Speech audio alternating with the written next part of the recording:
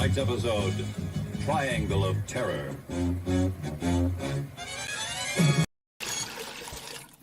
It's 11:59 at Radio Free America, and this is Uncle Sam with music and the truth until dawn. Right now, I got a few words for some of our brothers and sisters in the occupied zone. The chair is against the wall. The chair is against the wall. John has a long mustache. John has a long mustache. It's 12 o'clock, Americans, another day closer to victory. And for all of you out there on or behind the lines, this is your song.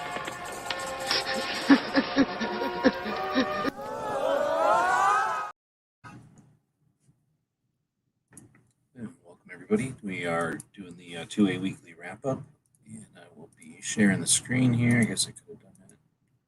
Getting used to the little video at the beginning there. All right, so we're taking a look at the week in 2A, and in this video, there's a description on YouTube, and that's what we'll be looking at here on the screen. Let me know if you can hear okay. Got woods out there tonight. If you want to type in the hashtag bacon, then you're eligible to be in the random drawing. I'm going to type in hashtag bacon. We'll be finding out if anybody is able to do that. And if it happens, then we will, there we go. All right, so I've got 2 drawings, and it looks like all we're going to get. I guess I have to refresh. Oh, now I got to go in here and I got to do it again. Oh, still only got 2 drawings. Draw. And there it goes. It's going to go to one of these 2. It's happening randomly. This is just happening. I'm not doing anything. I'm just watching it happen. Oh, looks like I won. So there you go. You should have typed it in correctly. See what you did here? Sloppy work. No. It's a hashtag space bacon. So you just lost out on a bunch of bacon. I guess I'll just keep this bacon. Hey, dog, you want this bacon? Want this bacon? What we're talking about here is about 2.5 pounds of freshly cooked and cooled down. It's not going to hurt her mouth or nothing. Cooled bacon, and I just gave it to her. So that just happened. We'll do another giveaway later on in the broadcast, perhaps. Quit looking at this private one. Just because our Patreons have private chats that you don't know about, don't worry about it. All right, we'll go back to the description. That's the kind of fun we have on this show because we don't suck and we're not rigged like they're being accused of over here. You're going to get a treat because there's a giant fly flying around in here. Really big one. Sounds like a hummingbird. Flying all around. There's only like 2 lights on, so it's going to be around here.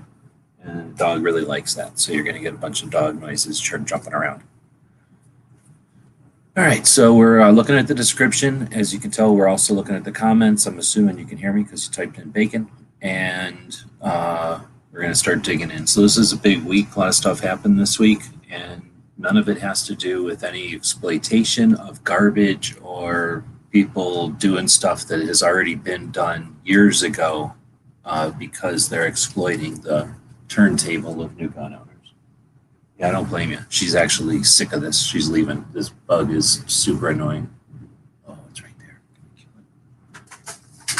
Got my electric tennis racket. Oh, so it was sitting there right in front of me. I got the electric tennis racket into my hand, but not fast enough to get over to it. I got a tennis racket out though. Super distracting. So, seriously, what the hell? It keeps buzzing me, so it's even worse. We're going to get through the description here, and it's going to take a while. So I quit putting out links because no one ever joins me, so it'll just be super boring.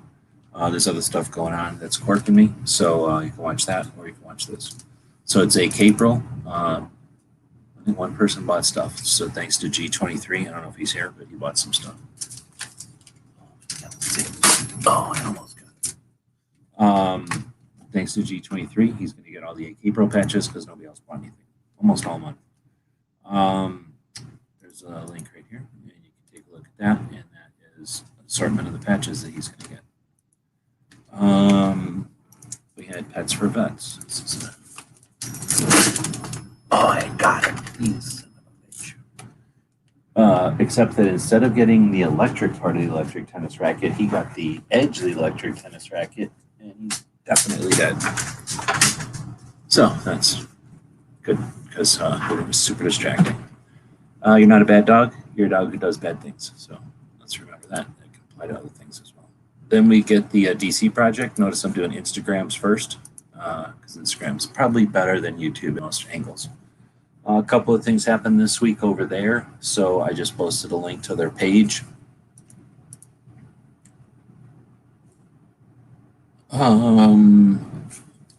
So yeah, as far as having Kojo's saying a lot of stuff in the list today, there was a lot of stuff in here because I started Instagram and stuff. Instagram stuff is more of stuff to talk about in this show. It's really, you have to look at it, or you have to do on the Instagrams, look at it, right? So it shouldn't be overwhelming or anything, but there's definitely some good stuff in here that we'll be talking about in the YouTube section that is worth watching. And then the end is really just to let Patreons know that I'm not wasting their money too bad. So it's not worth watching or anything unless you got kids, I guess. Anyway, so this is the DC Projects thing. Obviously, they were in DC. If you were paying attention, they're in DC last week.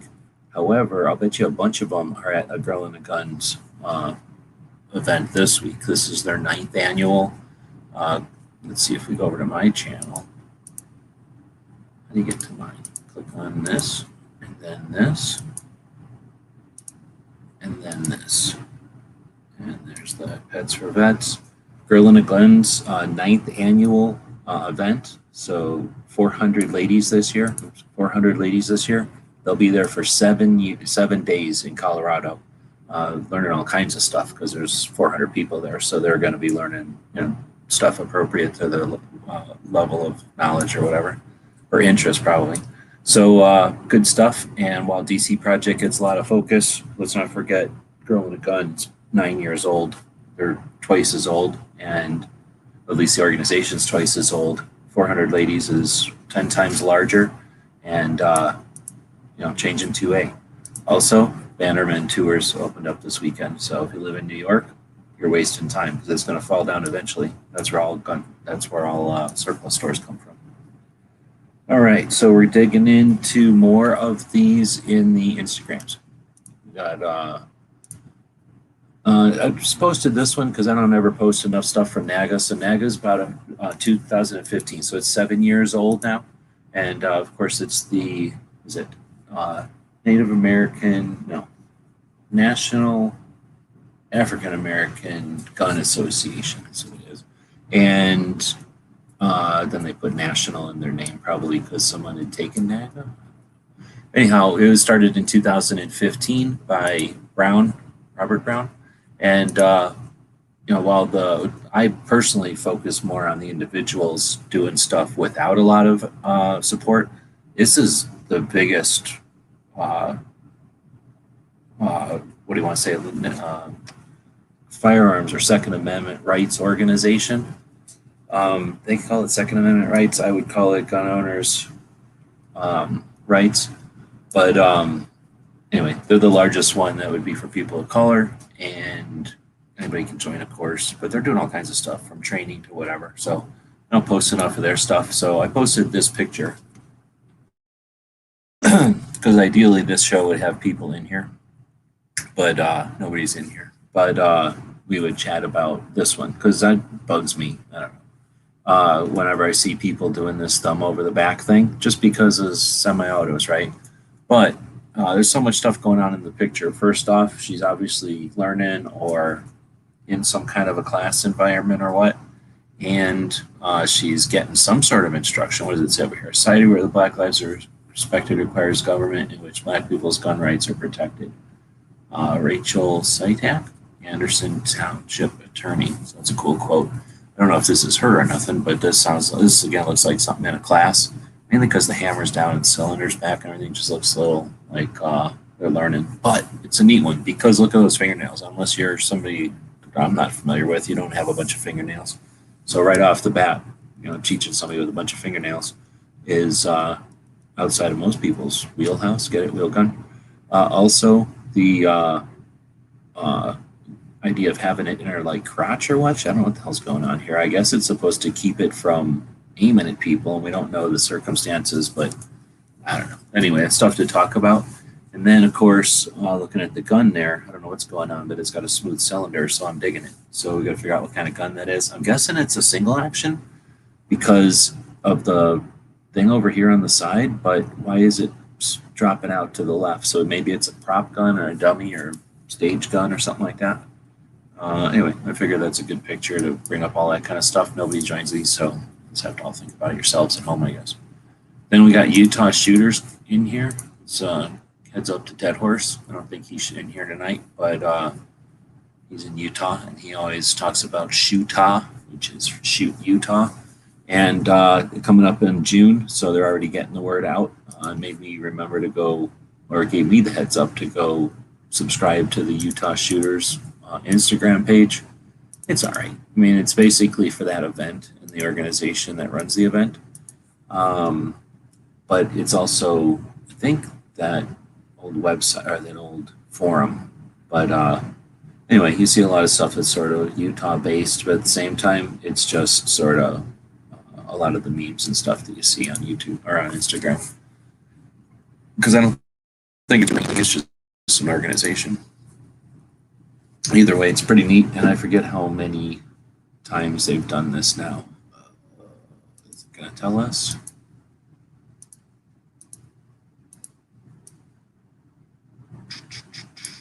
It's nice when they say something at the annual, because then, you know, just like when we looked at the girl and a gun thing, it tells us what year it is right by looking at it. Come on. 9th annual. Boom. I got that by looking at it. I didn't just know that off the top of my head. All right, so that's Utah Shooters coming up in June 19th, so a couple of months still, but they're getting ready for it. They've got actually a couple of things that we're going to be getting ready for. One is Red October. So, is my internet bad or something? Why is this thing taking so long to open? Red October happens in October in Las Vegas. Really like it. I went up there in 19 before the 2A rally in DC, and it was so awesome. I went up there twice to check it out. I went up there before it and then was so impressed with it. I went up there to check it out during, and I'm glad I did because it was definitely cool. And I believe the next indication to the next innovation of gun assembly or gun, I guess, get-togethers. It's not quite a gun show. It's not quite a shooting event. It's not quite a industry event. It's not quite a competition, but it's all of those things because it's all of those things and more. Really neat. It's focused on Kalashnikovs, of course, which I'm comfortable with, but because of that, it isn't perfect. I don't think a perfect one could exist because then it would be big like SHOT Show. So there's another Kalashnikov event. We'll probably be talking about it. I think it just happened. It's about to happen in Texas, Bash, Texas. But this one is the one we're talking about right now. There's potential for more than these. There's a bullpup one that happened for a minute, and I think there could be a lot more of these. Definitely some for concealed carry, although I wouldn't be interested in them. But let's pay attention to those. That one's coming up in October. Basically, they're posting about it because registration is opening up in May. Next up is OG Pumpkin. This dude's pretty cool. Ranger Cortez is a dude who I found out about from the Mic Drop podcast. A Navy SEAL interviewed this guy. So he did a contest, an art contest, and I did a drawing for it. However, I didn't even get in the I didn't even get runner up of it. I was trying to win $500, and they ended up giving away $1,500, and I didn't even win nothing. But there's a link to it. Go check out some interesting art from California. It's kind of skateboard art, I guess. Ed's Manifesto is a great channel, and this is, wish there was a way to make this full screen. There's really no audio. Well, there is audio, but it's garbage. But it's a great little blurb. If you don't watch Ed's Manifesto, this channel, then you're missing out. This is going around the pages now. Pages that post this kind of stuff are all posting it. But it's a great example of awareness and adapt and overcome and being on alert and never giving up. All kinds of good lessons learned here. So I don't know what country it's in. I'm guessing it's some other country where metric. This is the kind of shit that happens with metric. So this guy's trying to live his life and put a bunch of fossil fuels into this engine so that he can go around and make, carbon emissions. And these people are like, carbon emissions suck and you're ruining the environment. So then they came over here to just be mean to him. And he decided to spray water at him, which is, you can spray water at a cat and it'll quit doing things. So he sprayed a bunch of water at him and that worked really well. So, a different kind of person would freak out or allow them to do weird things to them. But not this guy. And then the best part is I like at the end there when, he could have stopped at any point. At this point, he's like, what's going on? And then he's like, fuck you. Starts spraying all these people with water, right? He sprays his own car with water. That's going to hurt. But here, when he's just like, I'll just pour it into this open door for a while. I was waiting for the cigarette lighter to go flying. That would have killed him. But I think these people in the van are going to learn not to steal a van and be assholes in somebody else's. Obviously, this was somebody's decent van. These assholes stole it and ruined it for the van owners out there. And this guy is trying to pump water into his car. Great lessons learned. And except for the music, it's fun to watch over and over. Let's see. Totally different angle, different direction is this guy called combatquilter, who I found out about from the Gun Freedom Radio thing. He's a trucker. He's some veteran. He's a trucker, and he goes around sewing in his truck. And I guess he made this little dude, this little bear guy, and he must be going around and doing stuff. So I ain't doing it, and I like the idea that there's somebody out there spreading, awareness to and whatever else he's into at places that are going to dig quilts and I don't know whatever else, Etsy kind of stuff, Americana. Anyway, so that's kind of cool. Notice I keep on here how many followers everybody has on Instagram. The amount of people that connect to your page are called followers. On YouTube, they're called subscribers. So I try to keep track of the number of subs so that you can see there's people in here that have 4 subscribers, and there's people in here that have, I don't know, many more than that, hundreds of thousands and stuff. So interesting to see sometimes who's getting the attention and who ain't. Next up, because some of the people out here, this dude occasionally, this dude sometimes, this guy, I guess. There's other people that have refused to show up tonight or say anything because they're afraid to use #bacon and win anything. Use #bacon just like I typed in here, not some other way. Don't use a different word or add a bunch of spaces or symbols or different things besides a hashtag. But if you type in #bacon, you probably win something. But anyway, the people that didn't show up here today are into patches. And if you're into patches and you're a big jerk, you might want to buy some patches from the Los Angeles Police Museum. So Los Angeles Police Museum is pretty cool. It's not the best museum in the world or nothing. It's in Los Angeles. It's in an old police station from, I think, the 30s. And they basically, at least when I went there, they just let you in. You pay $12 or something, and they just let you in. You walk around. There's all these static displays. All the guns are locked up, so you can't fiddle with them, but you can see them all. And you can walk into the jail, and you can walk out back and look at the cars, and there's a helicopter there. Everything but a boat. Was there a boat? I don't think there was a boat, but everything else, all kinds of different vehicles and stuff, was really cool.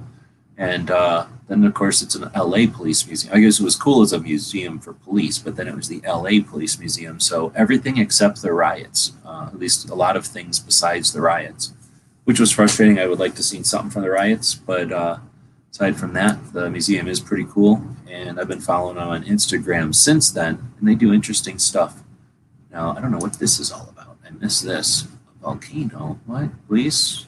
Edward points at the site where an old volcano may be associated with the landslide that took place in the park in the crack in the earth widened to zigzag, blah, blah, blah. Here, LA, something that's interesting. And then what's this all about?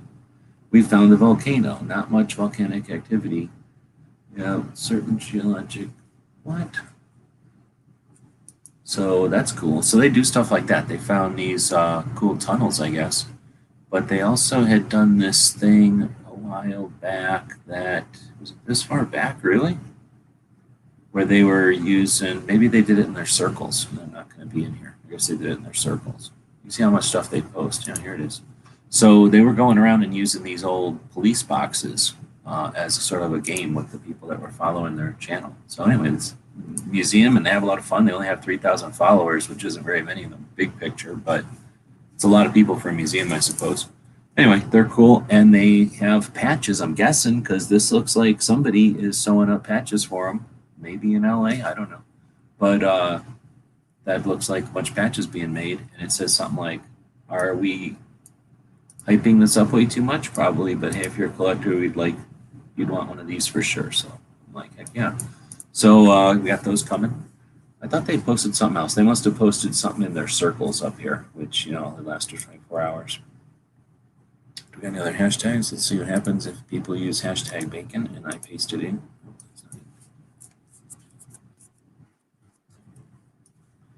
Oh, we found 4 people.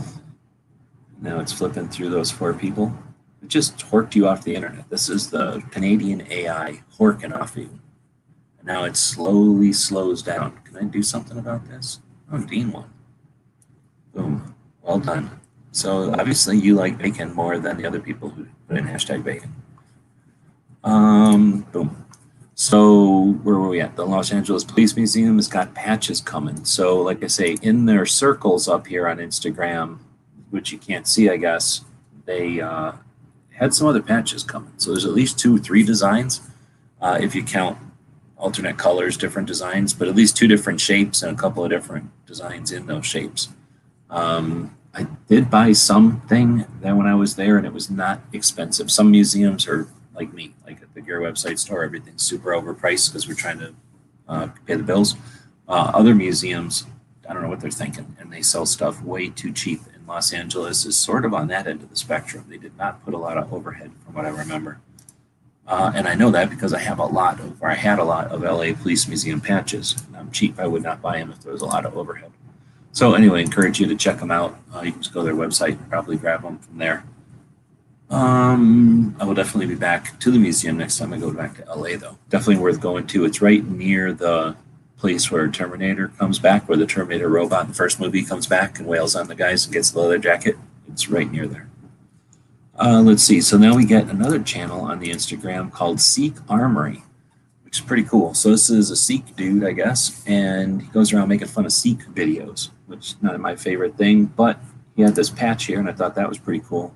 So I'm going to have to figure out how to get one. I don't have a bunch of money at the moment, so when that rectifies, I'll end up grabbing some of these patches. I linked to this one because turns out liberal gun owners is pandering, and they sent him a bunch of free patches and shit, so I didn't get nothing. Where's my free patches and orange stuff? I didn't get nothing from liberal gun owners. I promote the shit out of them, so pandering, whatever.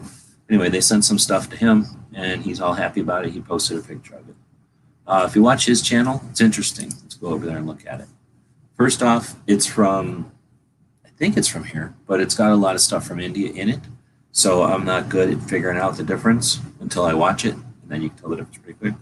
But his circles are might be interesting to some people. I don't like this kind of stuff so much, but I've been watching it because it's so different, right? It's interesting because it's so different. But it's basically like watching a bad trainer or a weird music video, and they're just doing dumb, reckless, stupid things. And then instead of saying stuff, he posts about it. Like, look at this weird motorcycle hipster from India, I guess. And I guess he's shooting while driving a motorcycle without holding his hands. This is what happens when you shoot too much 9mm, by the way. But anyway, it's a channel with stuff like that going on. And also just interesting stuff. So, cool channel. Or whatever the hell they're called on Instagram. Page. All right. So, patch problem. Not as bad as some people, that's for sure. But I do appreciate the order today. That is much appreciated. I think it might be, well, it is the only order this week. No. I think there was 2 orders from England again. Thanks, assholes from England who buy stuff and then don't buy it because they don't pay for shipping. I had to cancel $40 worth of orders. So that's always annoying. You can just go to eBay and buy it off of eBay if you're in England. So if you're over there and you can't understand our non-metric voices, go to eBay and buy everything you want, and it's free shipping to your countries.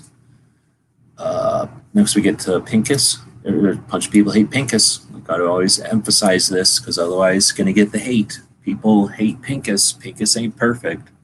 But he posted this 3D printed Tech 9 looking thing, which has got his little, what is it, Affinity Arms logo in it. And interesting. And he also posts pictures in the process, so you get to see indirectly some of the process used to create backfill or pressure, whatever the hell it's called, to create the consistent what's the word, shape or whatever when you're printing. So anyway, it's kind of neat. People hate Pincus. Gotta put that in there. Gun makers match. So one of the reasons I put that in there is because even though people hate Pincus, he's involved, I think, at least he's going to this gun makers match. We talked about this being a bunch of stuff going on. So yeah, we already talked about the Shootah, right? We did talk about that already. We already talked about Red October, which is coming up in October. Now we're talking about the makers match. So this is a bunch of people that are going to be 3D printing and 80%ing the hell out of guns and basically eliminating gun laws. Is that what happens when you just make guns out of nothing? I think then gun laws are useless. So we'll see. But this is definitely new, and I don't see anybody else talking about it. Maybe because they hate Pincus, because Pincus ain't perfect, or maybe because they are afraid of 3D printing, or they don't understand stuff, or they just are too comfortable making money exploiting the turnaround, the flip-flop between people that get into guns and then get exasperated by the back and forth and then leave, which makes room for new people to get into guns and gives them the chance to just exploit, the same material over and over and over. Then we get to modern defense, which is basically Melissa, who is the daughter of Dragon Man, and she runs the gun shop at Dragon Man's gun shop. And I guess he let her go on vacation, so she went to Arizona.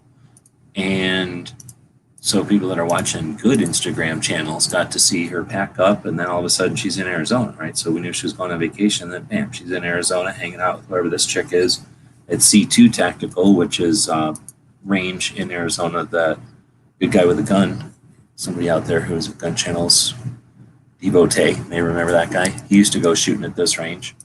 And then she's up at Shooter's World.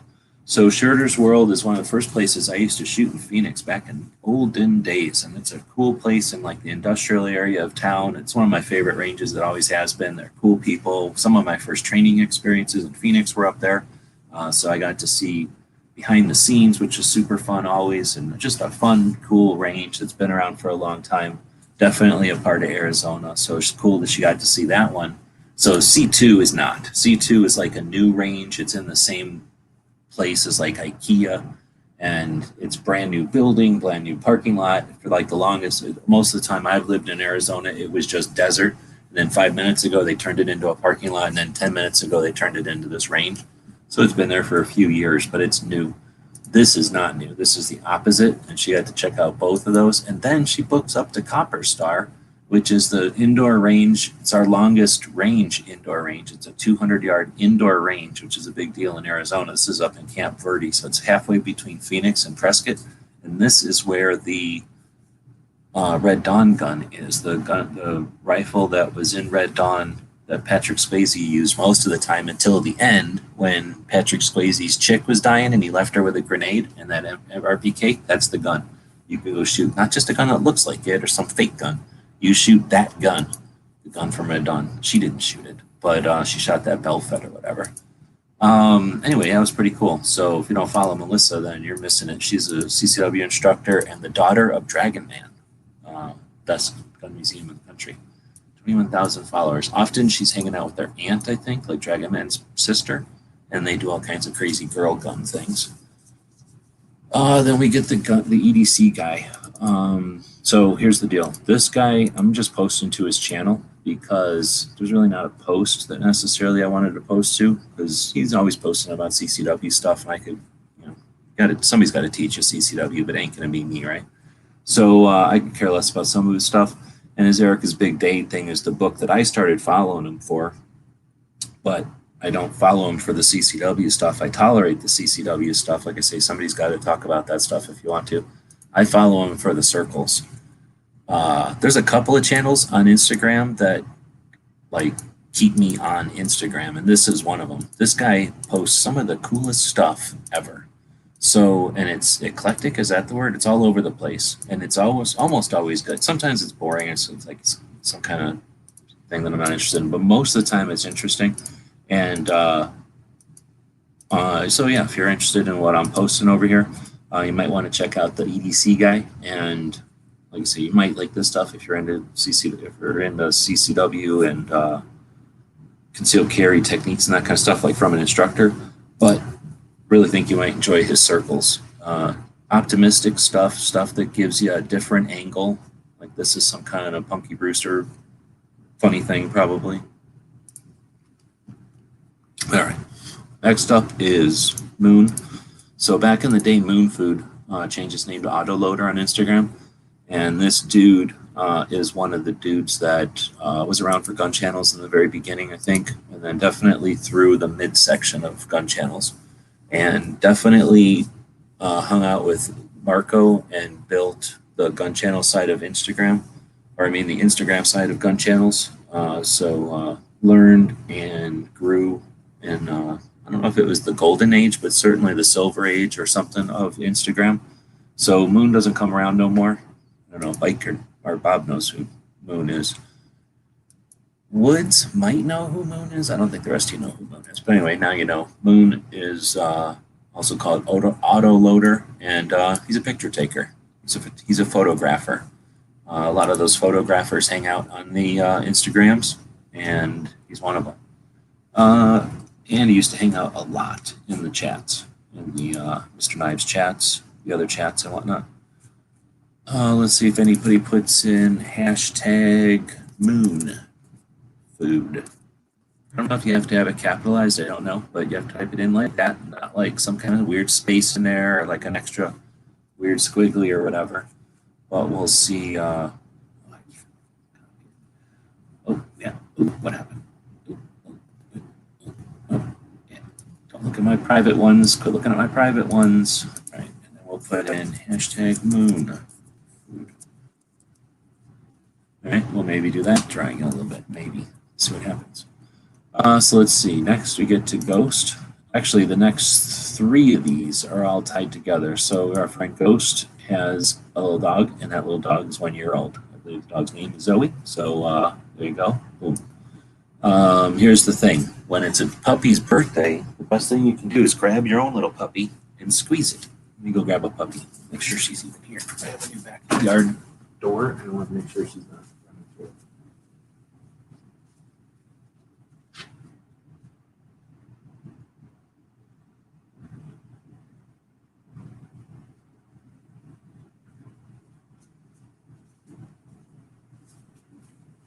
All right, we're all right. She still lives here.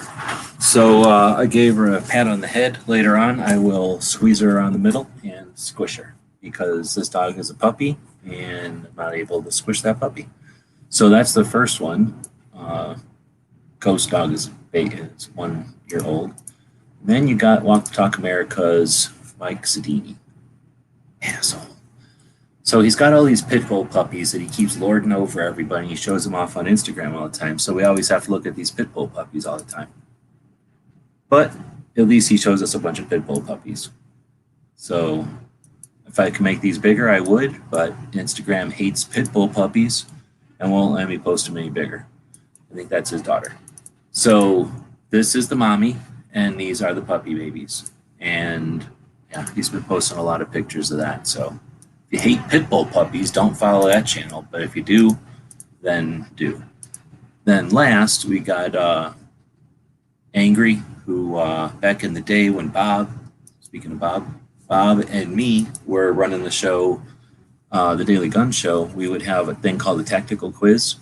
And this dude here is maybe the all-time champion of the Tactical Quiz ever. It's hard to know, but he could have been easily the champion of the Tactical Quiz. More knowledgeable than anybody else on the internet, at least, about firearms. Anyway, he has a dog, and Harley, and I guess she woke up one day and had a bad leg. So he freaked her out. I mean, she freaked him out. That freaked him out. She didn't seem to worry about it too much, but he took her to the vet, and they basically said, unless you got $1 billion, you got to just kind of wait and see what it is. And it turns out, I guess it's doing okay. She's doing okay.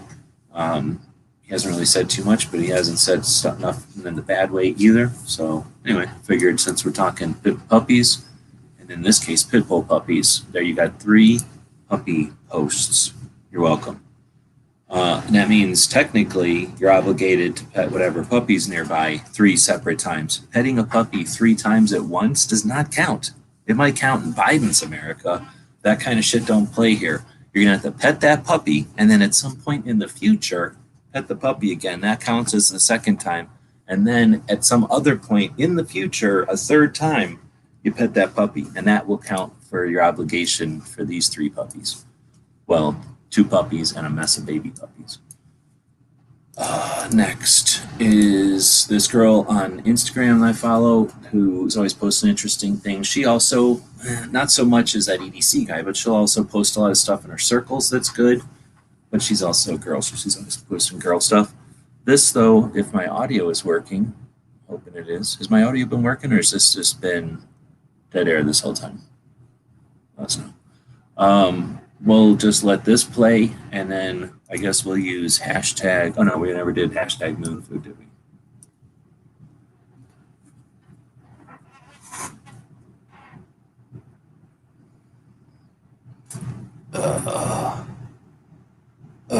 Takes forever. It really takes a long, long time. Oh, Makocho, first time he won tonight.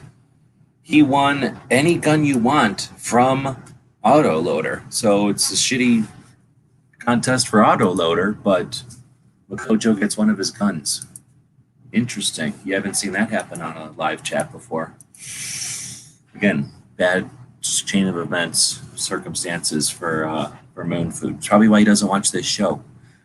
Let's see. So we're going to go back and we're going to listen. Oh, okay. Thanks. So why don't we do this? Why don't we go hashtag G23 and we'll see how many people will win the G23 challenge while we listen to this.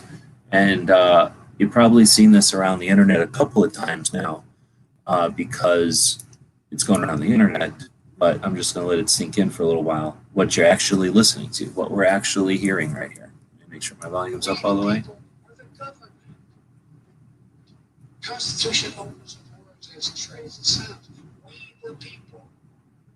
It's time to remember that we the people are the government. Constitution opens with words as trays and sounds. We the people.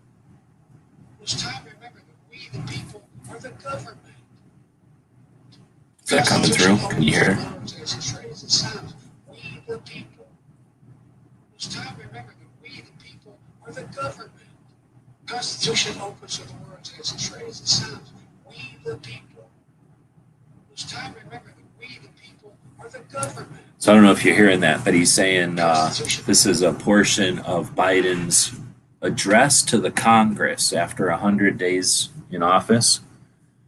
You can hear it a little bit. Okay. And he's basically, if you haven't listened to that, that's one of the reasons I posted this one is because we're going to talk about that too. But yeah, the address to the Congress was, of course, done with the theater of sickness and, you know, nobody could show up and there's a reason why nobody was here and blah, blah, blah, blah. So it was this weird, creepy, theatrical display.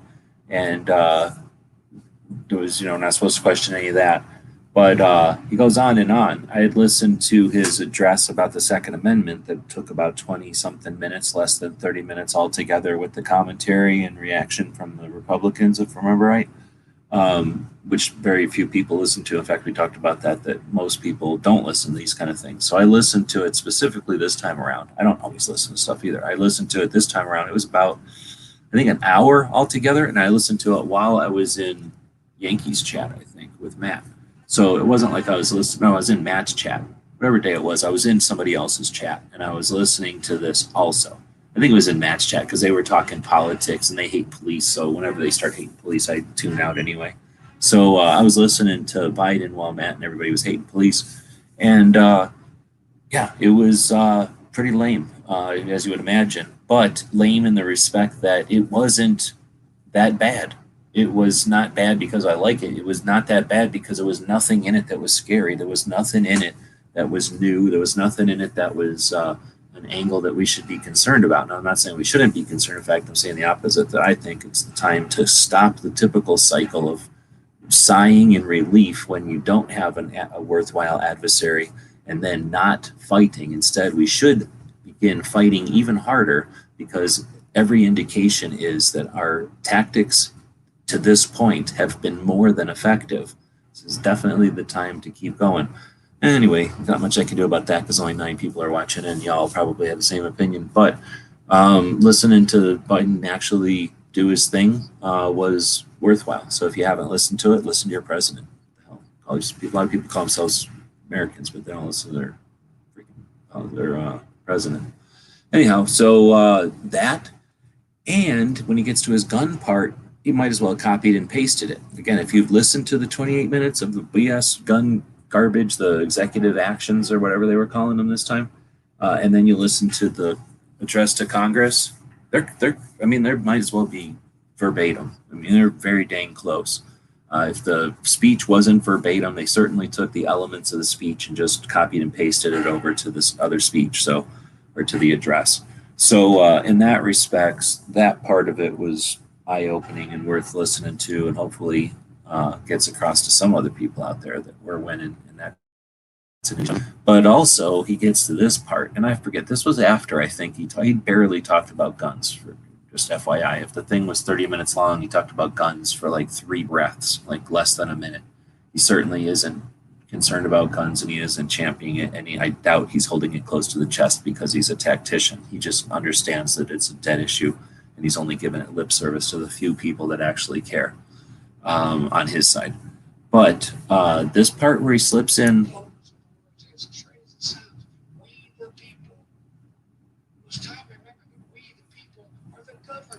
he says, that Constitution that we all like so much, starts with "we the people," and then he says, after a breath, he says, "You got to remember that we the people is the government." Now, I don't know if he was trying to say "we the people are the government," because that's a whole different word. But when he says "we the people is the government," words have meaning, and that's some scary ass shit right there. So if we take him at his actual words, then he's horrible. And if everybody cheering him on is taking him at his actual words, then we're in trouble. If it's a slip of the tongue, then there should be something to correct that, right? Someplace where he says, "Oh, that was a mistake." So either here or there. Dang, I was thinking about taking that one somewhere, but I'm not gonna. So we'll see if G23, we got anybody on this one. It looks like we got 3 entries on it.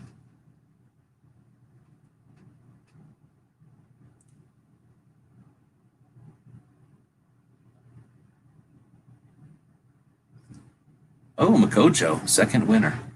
Fortunately, you're not allowed to win twice, so we're going to have to look into this. I do have some attorneys from the Biden campaign that are going to look into that, like how come you were able to win twice? It was supposed to be random or whatever, but whatever. We'll have another contest coming up in the future. Hopefully Makojo won't just keep stealing all the prizes. Let's see. So I was also going to bring up the deal that... Oh, I guess I was just going to say all that crap that I just said about the it's worth watching the politicians do their deceptive, lame garbage. All right, so wow, we started this thing 43 minutes ago. So that's 43 minutes before we even get to YouTube. I hope that signifies how worthless YouTube is. YouTube is garbage, and I can't say that enough. I use it as a tool because it does allow us to get out to the 10 people that are watching this right now. But, I could obviously change my approach or change my presentation and get to many more people. That's not my goal. YouTube is garbage. And the reason I say that is because we are seeing the cycle repeat itself. We had a politician beat their chest as King Kong on a building, saying he's going to do this and that. And then come after this and that, and then we had a bunch of reaction to it, which deservedly so. I'm not scorning anybody for our reactions to it. However, because the people that are reacting to it are new to the game, What we're not seeing, or what everyone isn't probably seeing, is that we're in a cycle, and a lot of people are being taken advantage of by those folks that see the cycle as well and exploit it. So that part of it is driving me nuts. I'm not here to worry about saving everybody from it. It's just one of the natures of life. The wave's going to push the breach and it's going to recede. So new people are going to get duped, and new people are going to be suckers for the exploiters. And at some point, those exploiters are going to have fed enough, or moral conscience, or going to be found out, and but somebody else will just take their place. So it's not like we're ending that cycle, but it's just frustrating as hell to see it all happen. See the millionaires wake up and takes just piles of money off the table. Anyway, with that said, we'll dig past the Instagram into the YouTube. And I guess the reason I bitch about that is because so many of the exploiters are on YouTube. It makes it so easy for them. You don't watch their videos from a long time ago. It would actually be interesting to see someone who actually gave a shit and had a little bit of insight to go back and pick up some of the exploiters videos from today, from 2015, and then from maybe 2000, and depending how old they are, from 2017 maybe instead. So depending, but take some of their sample videos where they're basically singing the same old tune, and just hold it up as an example of what I'm trying to talk about here. But whatever, otherwise don't, and we'll just continue to eventually make some land, what's the word, gain some distance or whatever. But it doesn't really matter, because the distance is being done, or being made by the chicks. They're taking up all the slack and getting us further than the dudes ever. Well, I don't say the dudes ever got us, but certainly further than the dudes are getting us these days.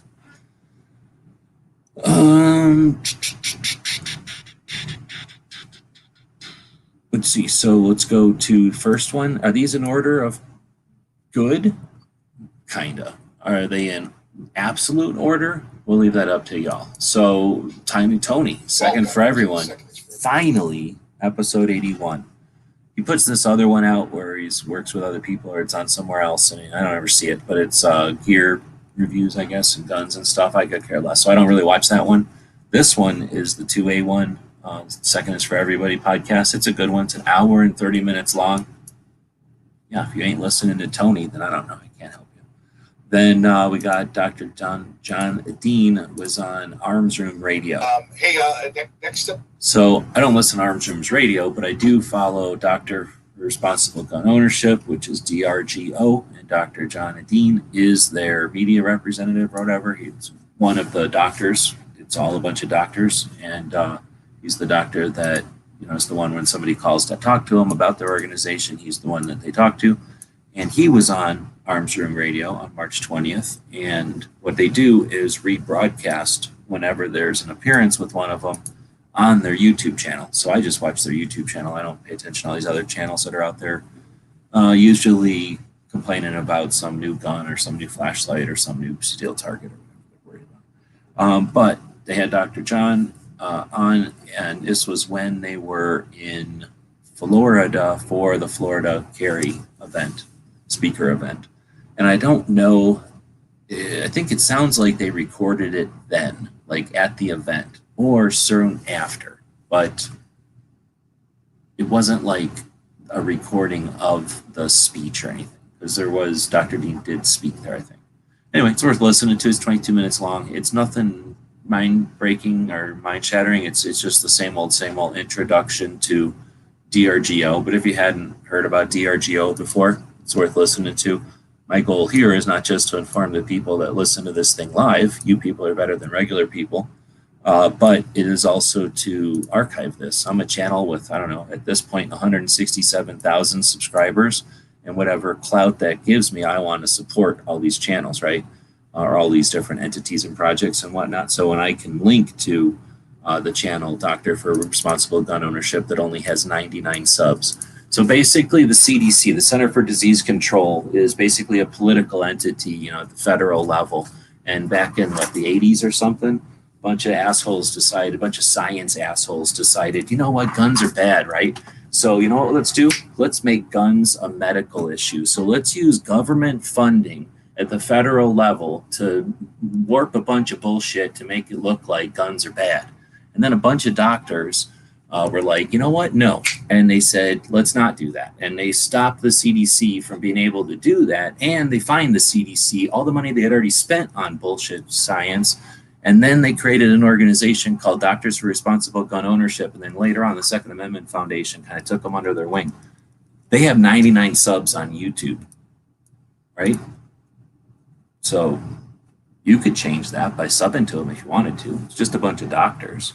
Oh, they also allow people who are interested in getting, doctor visits or whatever, doctor consultations, to get paired up with doctors who aren't going to ask them all kinds of crazy personal questions about their guns and stuff. So it's kind of like they're an amazing organization, and they barely have 100 subs. They probably don't ask for them, and they do weird things like turn off their comments, so they suck at YouTube. But they're doctors, so they probably are supposed to suck at YouTube. Anyway, help them out, or you can't, or you don't have to. I don't care. Next, we got Gun Freedom Radio. There's going to be 3 stuffs from Gun Freedom Radio. The first one is Charlie. So Charlie just did episode 100, and then talked about it with Cheryl and Dan. And then they had episode 300. So on Gun Freedom Radio, it was episode 300, and they had the ladies. I always want to say chicks, and that's degrading. So that's the ladies from the DC project who were in DC at the time talking to our representatives. What do you mean, changing the face of gun ownership literally in the United States in 2021? Yeah, those ladies. That's who Gun Freedom Radio had on for their 300th episode. Yeah, not somebody that owns 7 Corvettes, whatever. But then we get Guns and Gadgets. Jared was on with Gun Freedom Radio. I think this is pretty significant. I think this is a big deal because Jared has a lot of influence. Jared obviously knows what he's doing. Getting a channel with, 300,000 subs or something. Last time I looked, it's probably more than that now. Somebody can tell us in here. Let's do hashtag Jared. Clover can't do this because he's too cheap to pay for the duck. But we'll do hashtag Jared here, and we'll have a contest for that. We'll see who all participates. You can't type it in weird. You can't type it in with a space. You can't type it in with different letters. Type it in with an actual hashtag thingy and the words that I put in there, and then you can win, maybe. Anyway, so I think this is pretty cool. Jared, like I say, has got a lot of ability, and he's got a lot of time on the clock, and obviously a lot of audience, a lot of voice or whatever volume out there. Cheryl and Danny have been doing good stuff for years now, and obviously, well, we don't know, they know everybody in the industry. So I really like the idea of these two getting to know each other and having a what's the word, like a open channel of communication, I guess. Wait, what's going on here? I'll have to go back and look at the comments later. Anyway, so this was just today, right? So this was a great interview. I had listened to a couple of things that were conversations with Jared before, but I learned even more on this one. So I think it's worth listening to, and obviously everybody there is worth support, or worth your support. Okay, we're going to go with hashtag Jared, and it will be just 3 of us. Boom, boom, boom, boom, boom, boom, boom, boom, boom, boom, boom, boom, boom, boom, boom. Oh, I've won again. Oh, and this was the time I was going to give out a gun. So I just won my own gun. Yeah, I gave away, well, let's just say we're going to give away multiple guns tonight. And that way, I just won one of them. Thank you. So don't look at this. There. And we'll do another one here in a minute. So that was the 3 from Gun Freedom Radio. Last week they didn't get any. This week they hit it out of the park 3 times. So actually they probably had more shows. I know those are the ones I like, though. I like best, at least. Let's see. Next up is this thing. So there's Texas. They think they're so good and whatever. So they don't have any constitutional carry. They're not that good. So they're still complaining about it. And every 2 years they have their government do their things. And this year their government said, hey, let's listen to Texans who want constitutional carry or that hate constitutional carry, individual freedom and liberty. So a bunch of 170 Texans were like, all right. And then this dude was like, okay, bring it. And then he goes live. And then Texas was like, all right, Clover's live, let's go. And then they let 170 people chat for 2 minutes, 120 seconds. So think about that. Here's what I think about. First off, it's 10 hours. We've already figured out that if you listen to it at double speed, you can listen to it in 5 hours. You might have to listen to it twice. Anyway, it's 10 hours. So that means if we're sitting here at our houses, drinking whatever we feel like drinking and eating whatever we feel like and going to the bathroom and doing whatever other tasks, maybe going, a lot of people left. A lot of people were like, 2A, whatever. And they left. And then hours later, they'd be like, oh yeah, I forgot about 2A. Is it any still there? Does 2A still exist? Are other people carrying a ball still? And they'd come back and be like, oh yeah, it's still going. Clover is still live 8 hours later, right? So, you know, we're all sitting here doing whatever, living our lives. I don't know what people do. Go to the gym, like wear skinny jeans, shoot 9mm, whatever they do, right? And then all these other people in Texas, let's say, I don't know, we haven't done the numbers because Clover refuses to give us the statistics, but I'm going to guess something like 60% of the people were pro gun owners' rights, individual liberty and freedom, right? And then whatever the other number is, 40% were like haters. They just hate individual freedom. They hate liberty. They hate rights, right? They hate you. They hate your children. They hate your grandparents. They hate puppies. All the puppies that we talked about earlier, these people hated them. And they came and they were just there to hate. And these senators have to listen to both because it's their job or whatever. But yeah, Clover went live for this whole thing. We had to, or like say we had opportunity to hear both sides of it. It's pretty awesome. But here's the deal. All those people, come on, man. All those people were there in Texas, sitting in some shitty government place. It was probably shitty, horrible probably. Even in Texas, can you imagine a Texas government building? It's probably horrible. Look at that carpet. Look at that. It's probably gross. So they sat there for not 2 hours. I wouldn't even sit there for 2 hours. I'm too good for that. 3 hours? Pfft, I won't do nothing for 3 hours. 4 hours? No way. 5? I haven't done nothing in my life for 5 hours. 6 hours? Like that, nothing lasts for 6 hours. And then 8 hours isn't, you should be getting paid to be there for 8 hours, right? These people are there for 10 hours. And some of the last things that were said for 2 minutes were amazing. Now here, I'm going to give it to these politicians who usually suck and probably do suck. They were nice and attentive for 10 hours. And you know that they probably do that often. They're politicians. That's what they do for a living, is listen to people gripe and whatever. But they did it. They did it well. I'm going to give it to them. Anyway, so thanks to Clover, this dude, for, we can round that up. Oh, I hear what he's doing over there. Let's not even get into that. So, anyway, this dude decided to just do it and not complain about it, or, you know, oh, my channel won't like getting a 10-hour video that people are going to watch moments of and it'll ruin all my stats. And, right, he didn't do any of that. He just did it. And then whole shit ton of people, 300 people at a time were watching this thing, basically freedom, right? And then, boom, like we can chop it up. We can do whatever we want to it. All I got to do is open up a thing called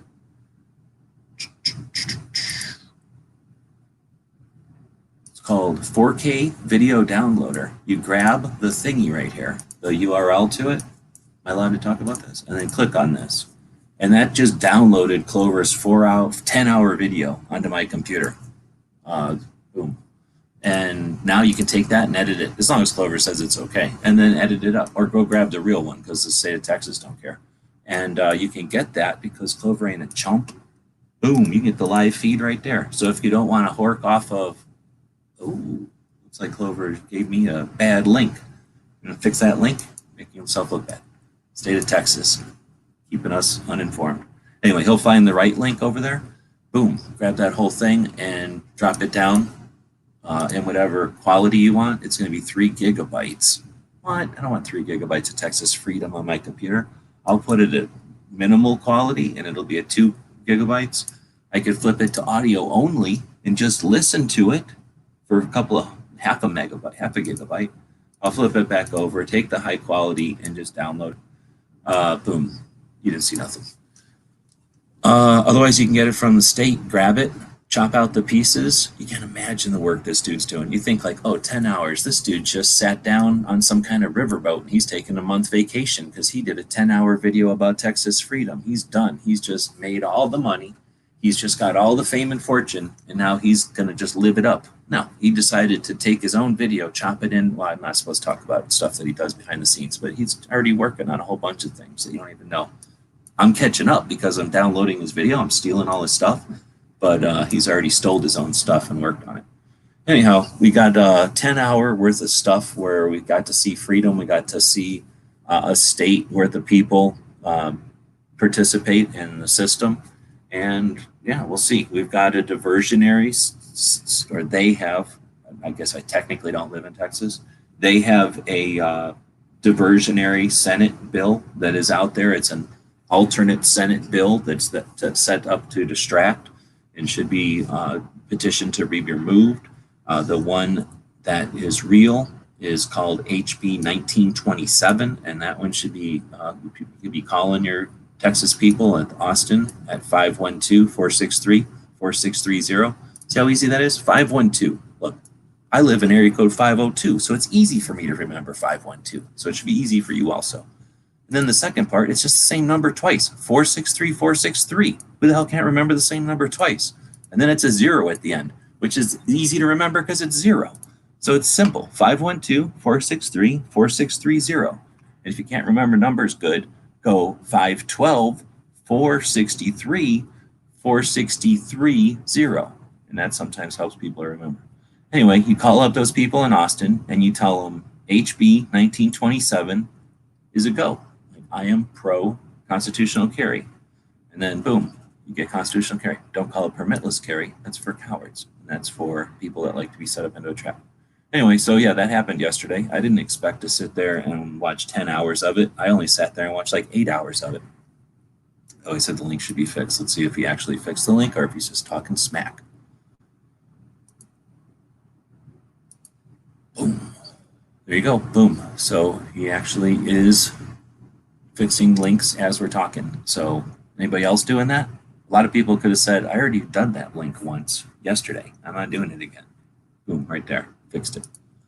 Anyway, yeah, so you can use this resource as you want. I used it as a way to recharge my 2A batteries because very much like reading the comments from the pistol brace, watching and listening to the people show up here, keeping in mind that when you get to 6 hours and 53 minutes, that guy sat there for 6 hours and 53 minutes to say 2 minutes worth of stuff, wearing that bullshit mask. That lady sat there, and I don't remember if she was anti or what, but these anti people, give them props. They are dedicated to hating our freedoms and liberties. We might not agree with them, but holy moly, that's the American process happening right there. It was interesting. So anybody that wants to downplay it is ignorant. People that aren't going to watch it are lazy. And you don't have to watch the whole damn thing, but know that there's people out there that are. And this dude isn't even getting a shit ton of stuff on Patreon. And he destroyed his channel. I mean, if you don't know already, he destroyed his channel right here. He doesn't even have a chance. He doesn't care. All right, let's do hashtag Clover and see what happens. Hashtag Clover. Like this. Don't spell it weird and don't spell it wrong. You have to spell it the right way. All right, and then we get to this dude. So one of the awesome things that happen when Clover goes live for 10 hours and watches Texas freedom happen is this dude decides, you know what, I'm going to go to Austin and I'm going to state my opinion in front of the Texas State Senate. First, I'd like to thank each of you for being here on this monument. Listen to how respectful that dude is. Now I'm going to go back to the beginning. Now keep in mind, Clover's not respectful. He talks over people and he doesn't give a shit. And he's going to say stuff that's rude. He's going to say it right on top of things. If someone's about to say their name or something sensitive, that's when Clover decides it's time to say something. So just get ready, and we'll just apologize ahead of time for Clover. Yes, sir. Please state your name and whom you represent. You have 2 minutes when you begin, sir. Hello, my name is Israel Salinas. I am representing the Texas Young Republicans and the San Patricio County Republican Party. First, I'd like to thank each of you for being here on this monumental and historic bill. Firstly, I'd like to say that A right enshrined in the United States Constitution is a human right, granted by God and not Young bestowed on us by people, government. by and large, are awesome. A human right should not require government permission to be freely exercised. Amen. The detractors of this bill say that constitutional carry in some way, shape, or form is going to create a Wild West situation. People crazed, carrying around guns, gunfights in the streets. But in the states that have passed constitutional carry before us, that hasn't happened. The people who purchase their firearms legally are not the type to then go around, and because they no longer have to ask the government for permission, criminally and dangerously brandish their firearms. That doesn't happen. Not because they don't need a permit anymore, where they then turn to crime because they no longer need to purchase a permit from the state of Texas to freely exercise their human right of self-preservation. I implore each of you to stand with the Constitution of the United States. I implore each of you to follow the facts that you have been laid out before you, that constitutional carry has positively impacted the states that have passed it, and that lessening the requirements needed to freely exercise your human right is only good in a constitutional standpoint. I'm open for any questions. Thank you. Members, questions for Israel? All right. Thank you for joining us today. Thank you, sir. All right. So, yeah, how cool is it that, you're watching 10 hours of coverage of Texas freedom? And I'm pretty sure that was it. Hour 6:23:13 or something like that. This dude jumps on and, he's like, I'm going to go to Austin and I'm going to get all dressed up and I'm going to wait in line for something like, at that point, 4 hours. That means he got up really early to get in line, so that he was 4 hours into a 10-hour line, right? And then he waits around for 4 hours, sits down, has composure, courtesy, and effective communication. Bam, blows it out of the water, lets those Texas senators know that there's another competent, aware, non-idiot. The other side's trying to frame us all as criminal idiots. Here's another marginalized characterization of gun owners, right? Boom.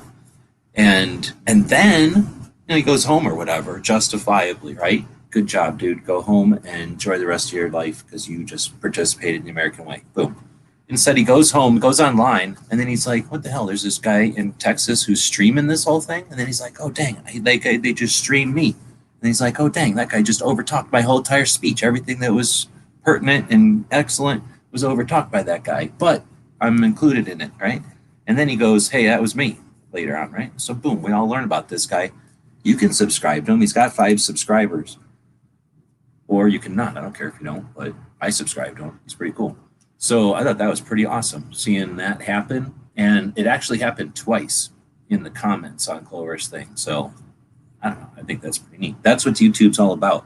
All the people that become millionaires, and all the people that sell you garbage, and all the people that perpetuate the bullshit, again, marginalization of gun ownership, F them, fuck them, because they suck. And they're using an awesome tool that Al Gore gave to us. Al Gore took a bunch of soldering irons and tubes and created this amazing structure and gave us the tubes. And then we have the ability to not just communicate, but then use the communication to affect change on a giant scale before the AI comes in and gets us, right?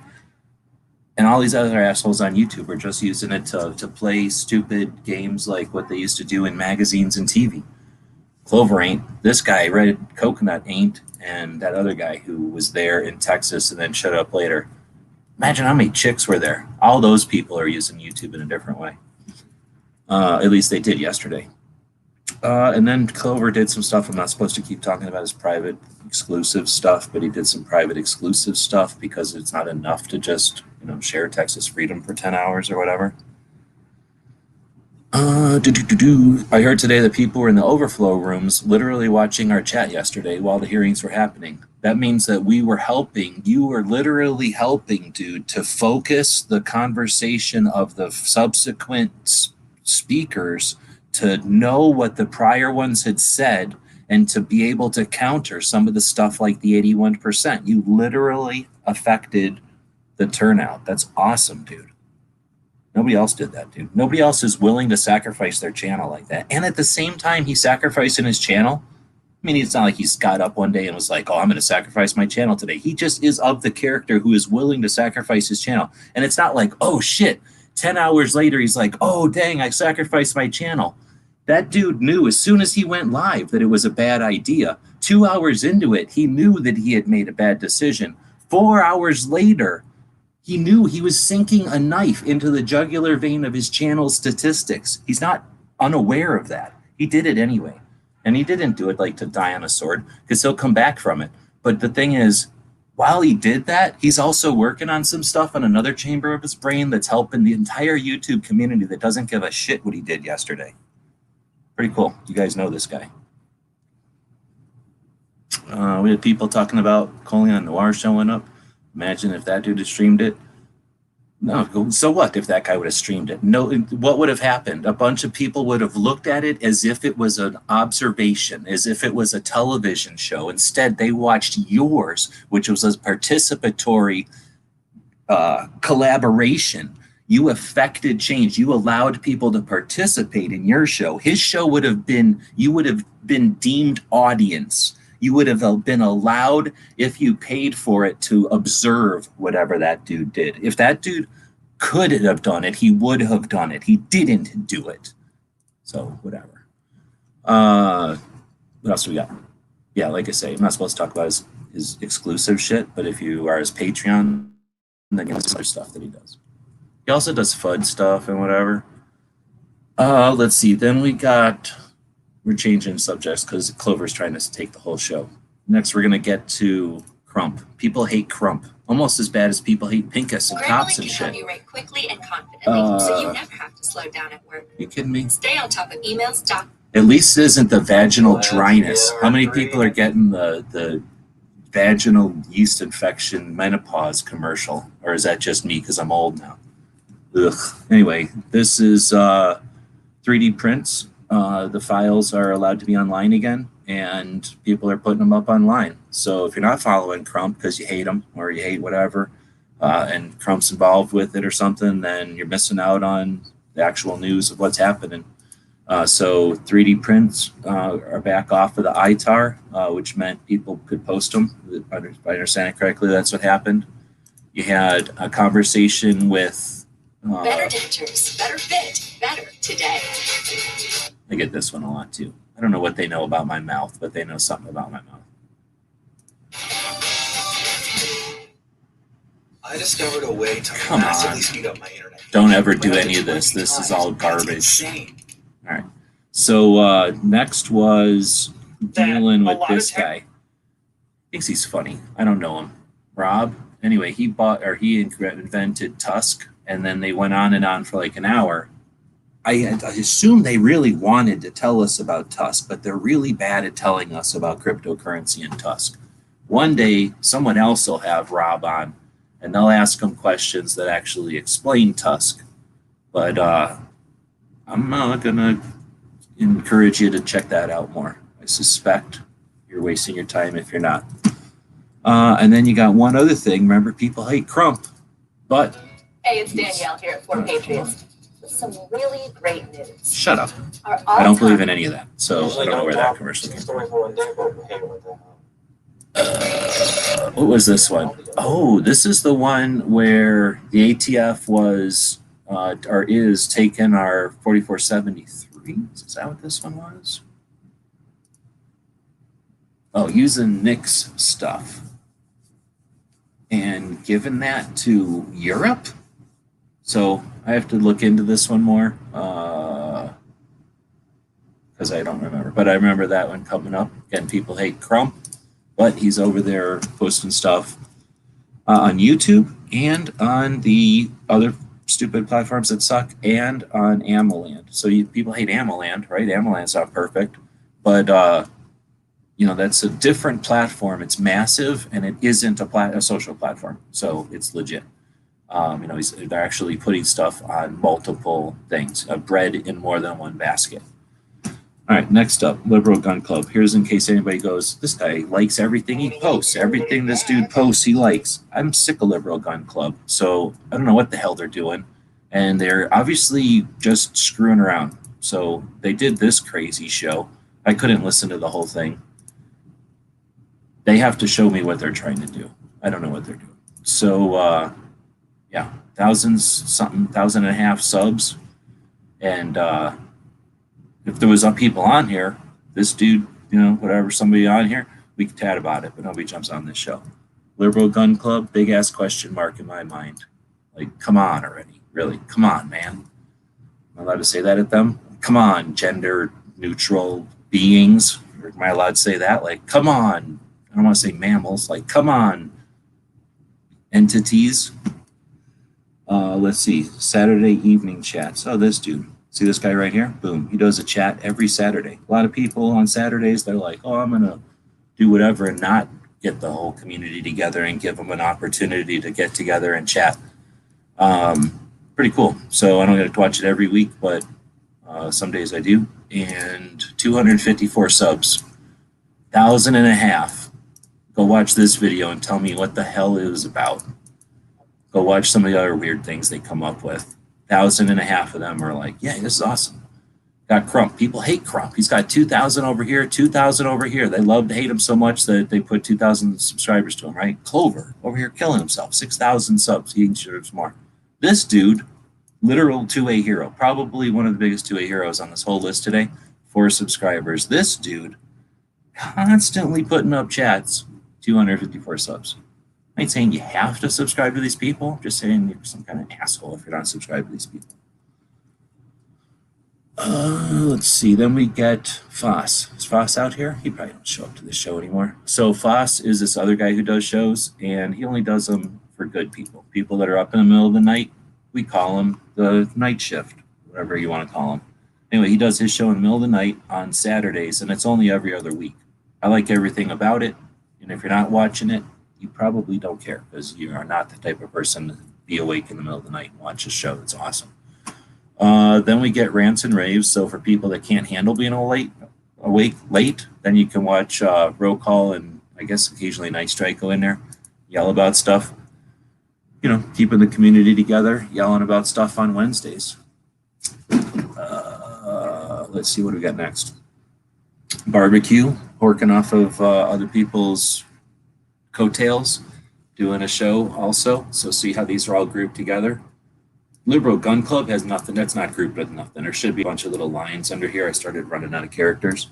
But you see how this, and this is the community right here. There used to be a thing called gun channels when I could afford to put a bunch of money into servers and software and updates and time and stuff.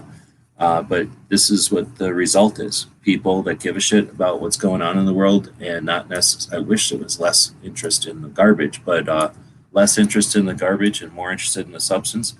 And that's what you end up with. Dudes that are willing to keep that conversation going.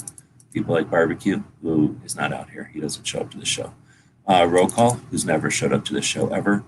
Foss, never shows up to the show, I don't think. And then G23, who's right here. Oh, this dude. And then let's keep going. So then you get to, is this the best to a live conversation every week? Yes, the Locked and Loaded Latinos.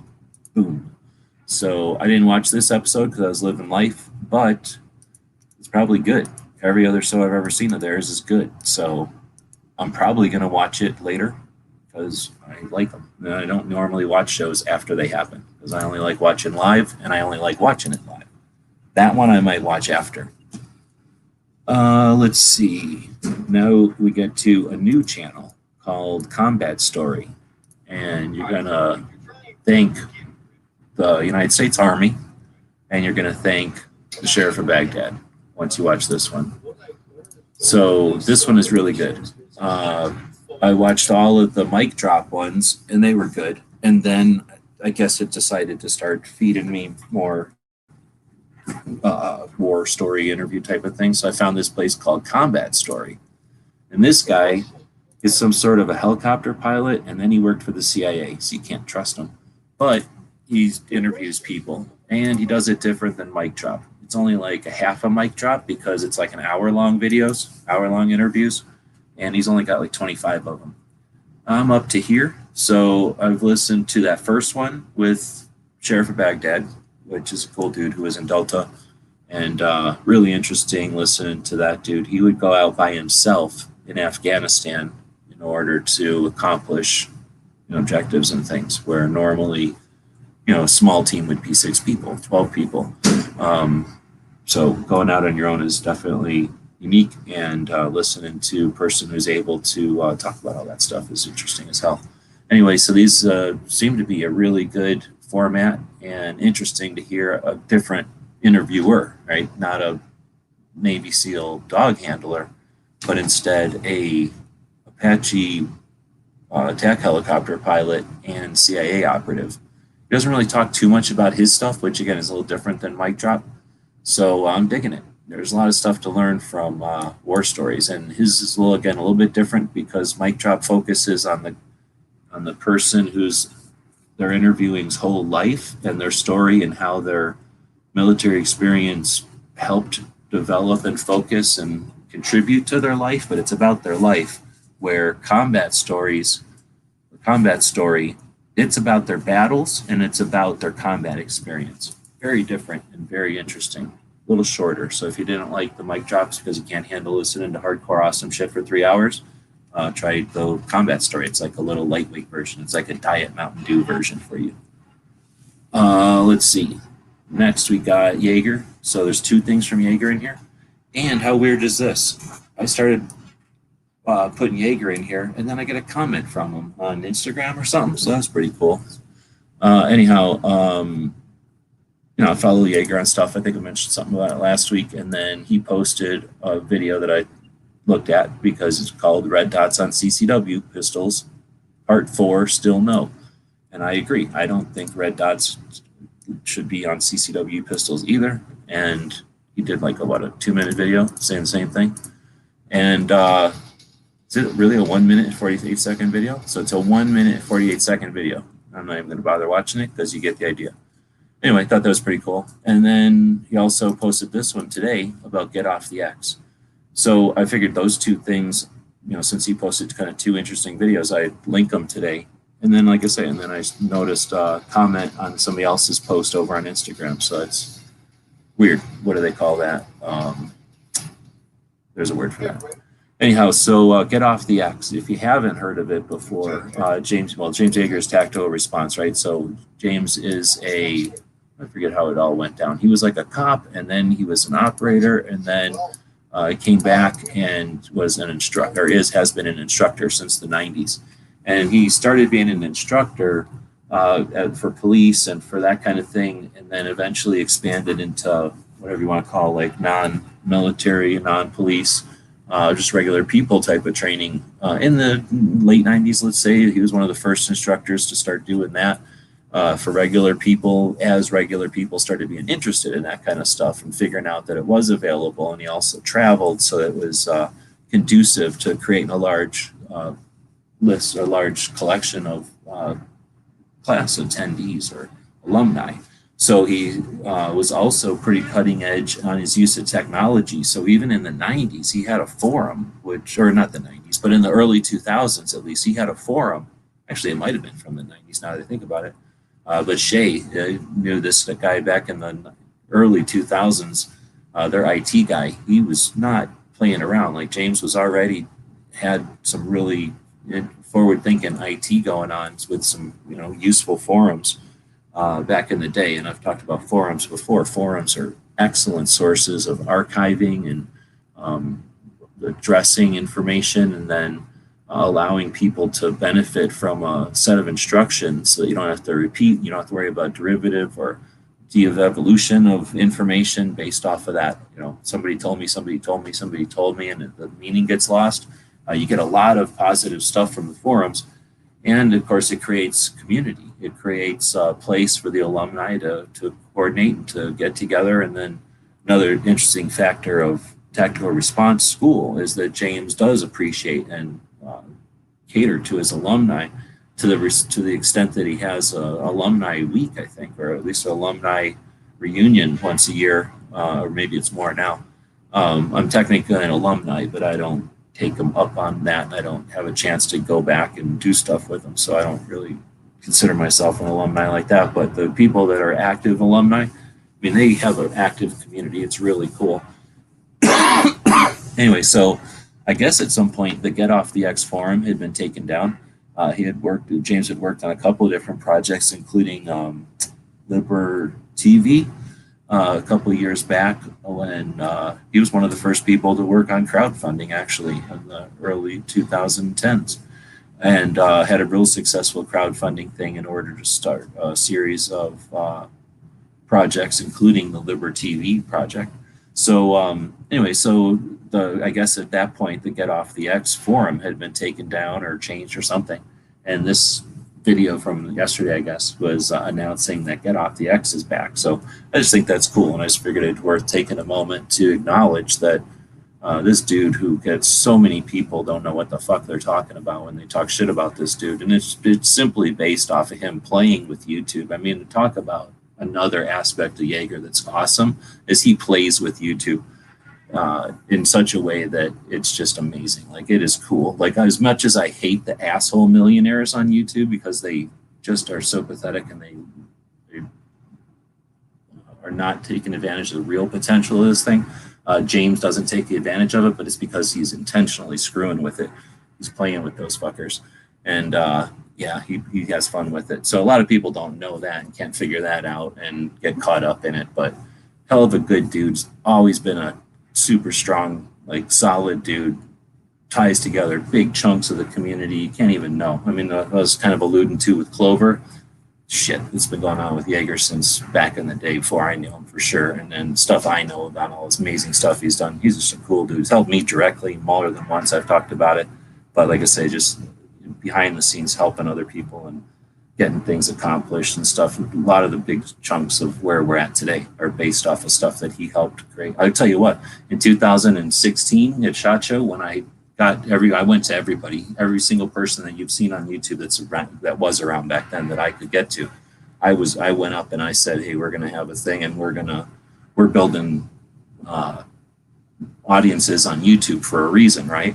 Let's get together. And this was like a year or something after the Obama resistance, right? The pushback to those 23 executive actions. And we had just dealt with the M855 or maybe the barrel bans. We had just dealt with some sort of another push towards infringement. And we were at SHOT Show and Haas offered up his house. He had rented a giant house with some friends from Oregon and offered us the living room and the fun parts of this giant mansion house that they rented to have a meeting. And I went around to the media day and I asked every single person that you've ever seen on YouTube, went up to them and said, everybody, every single person that existed back then, and said, this is the day we're getting together. Okay, I picked the same day as the bullshit Brownells meeting. Well, Brownells gets everybody together and blowjobs on whatever they do. So I picked the same day as that. But you know who showed up or who was willing to show up? Because I asked him not to bother. 3 people. Masada Ayub said he would show up. He never called me. I never bothered to call him. Yankee said he would show up, and Jaeger said he would show up. Those are the only 2 people that called me back and said, when are we doing this? So they hate each other. That sucks. But solid motherfucking dude. Anybody that talks shit about Jaeger don't know him or is pulling your chain. The dude's better than solid. All right, next up is Future of Gun Rights in America. So Gabriella Hoffman, I watched this. I tried to watch this one. I couldn't do it. I tried to. I'm going to try to still. She's more of like a politician writer or something, but I consider her 2A because I think she's in the DC project. So I was checking out channels or whatever. She's only got 1,000 subscribers.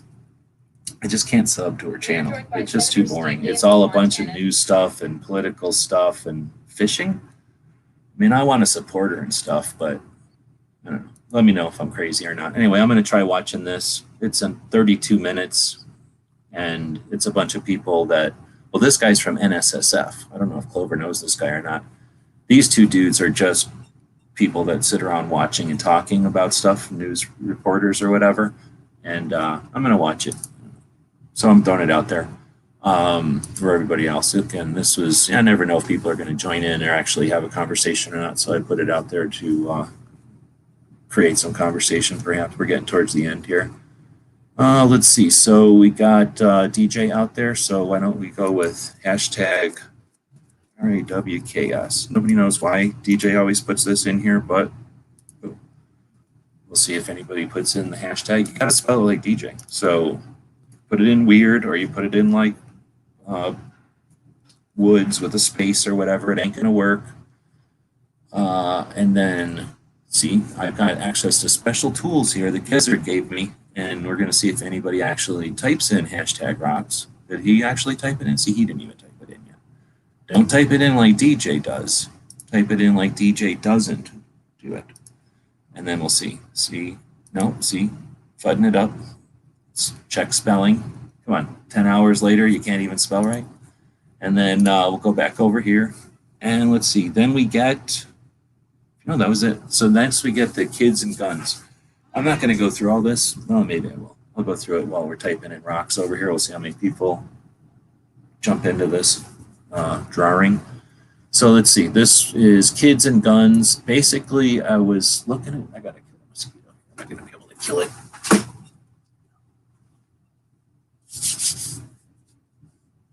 I don't know how you people live with mosquitoes, but there's one, so that means it's mosquito season again. I wanted to post something about Erica's Big Day. So if you don't know about Erica's Big Day, that's right, probably a bunch of people don't. It's a children's book for guns, or a gun book for children's, and it's got a girl in it instead of a boy. Because there's only 2 children's books. Well, actually, I shouldn't say that. I haven't read Julie Galoub's. If anybody knows what Julie Galoub's book has got a girl in it or not, it probably does because she's a girl.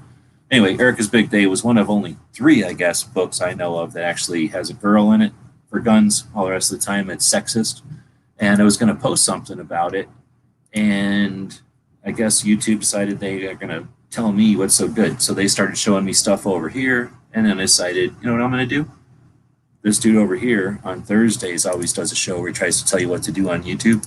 So I decided I'm going to go to my YouTube thing, the channel. You have a channel too, you can go to it. And I went to my YouTube channel, and then I went to this tab, which is called the Community tab. Now, if you go to a lot of people's community tab, it's empty, it's barren, just like their opinion of you, right? But people that actually care about the community use the community tab. Now, you can just publish stuff like punk, like here. I published this, right? And then you can publish things like an image, or put a poll up there. So what, or wow, right? And then boom, now it's posted like a chump. Like I just did it right now, and here it is. So now if you all want, you can go there and bid on that or whatever, and opinion. But you can also schedule it for the future, right? That's the kind of stuff Clover will tell you about on Thursdays whenever he's not too lazy to do a Thursday show. And what I did is I went to, I don't know, 30 of the channels that I follow and posted their channel tab, kind of narking on what they look at. And yeah, it's interesting. Out of 30, one of them follows me. How about that? So anyway, that's using the channel tab over there.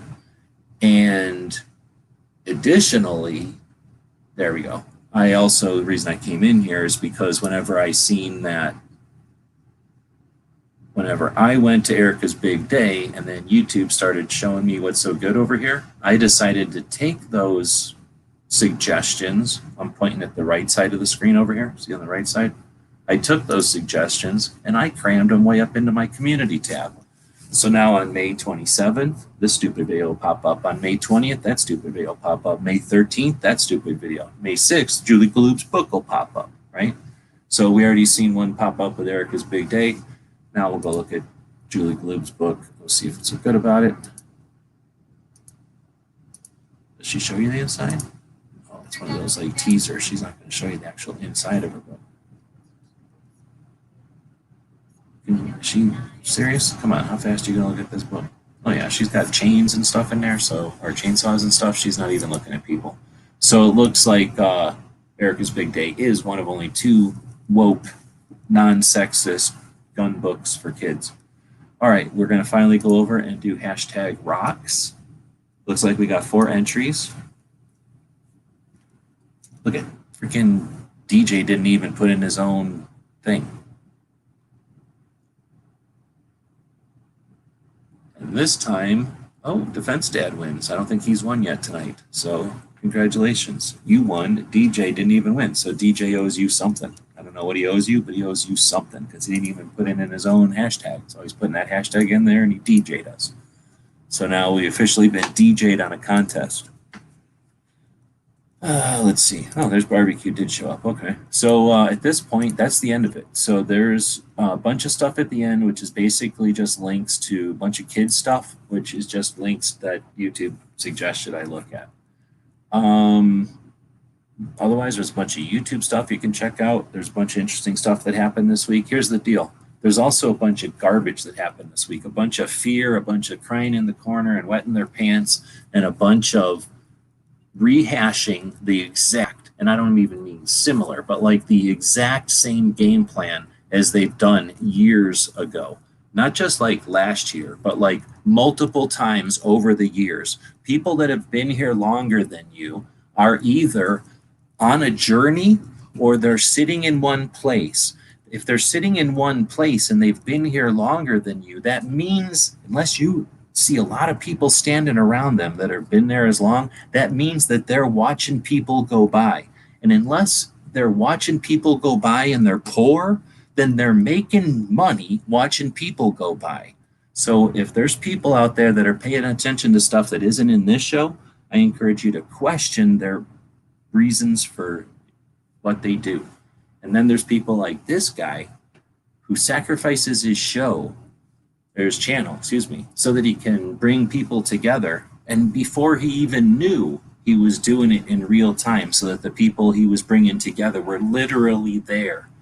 Literally the 170 minus how many antis. Again, Clover won't give us statistics on exactly how many antis were there on that 10-hour chat, but let's approximate out of the 170 Texans that showed up to give their talk to the state legislature, to the state senate, let's say that out of that 170, 70 of them were anti-you, anti your children, anti your rights, anti your property, anti reasoning, like, just common sense. And they were pro Monsanto, the chick that used to run Monsanto.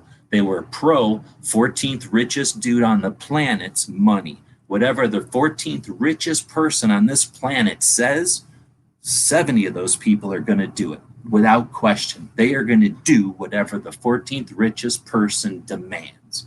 The rest of us care about individual freedom and liberty. So those people were hanging out in Texas watching Clover's chat.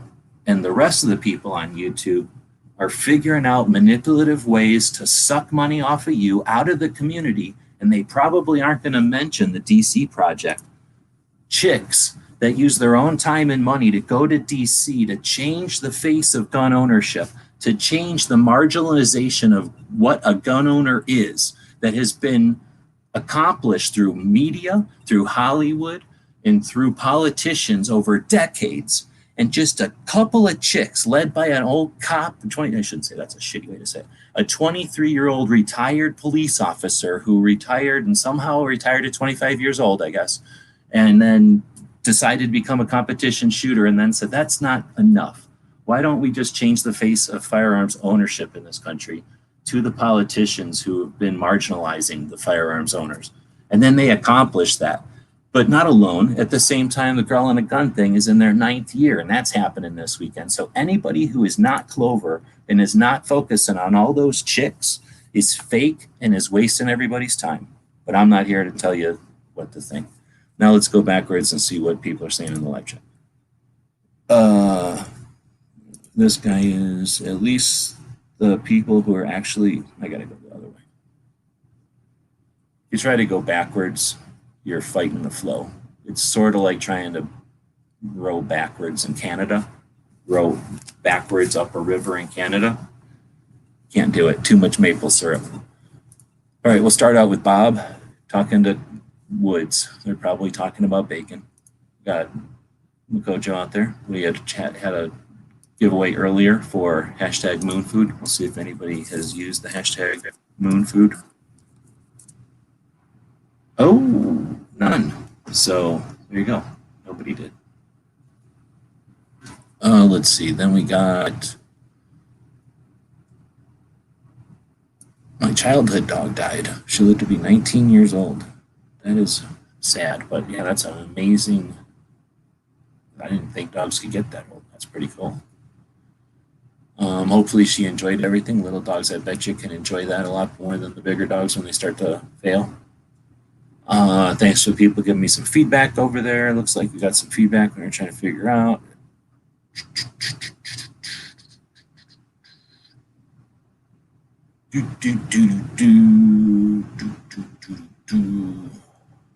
Clover wants us to start over because he wants every chat to be 10 hours.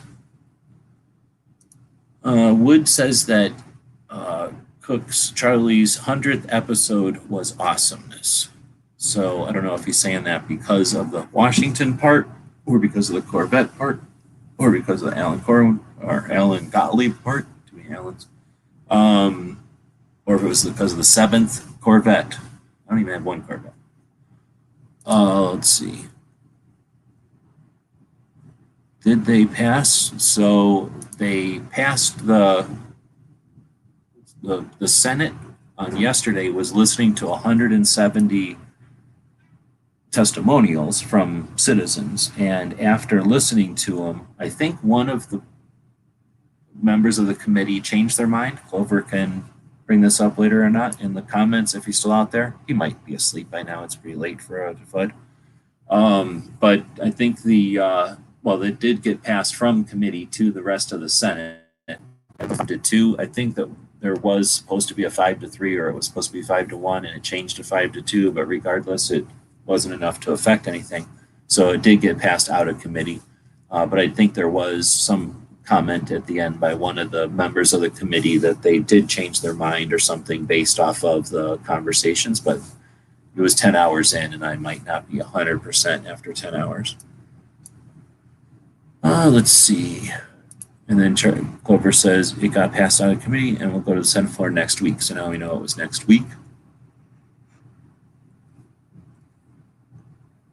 Shouldn't the pup get one? What are we talking about? Petting? Maybe. Let's see. Watch the entire thing. That's pretty good. Clover probably owes you something.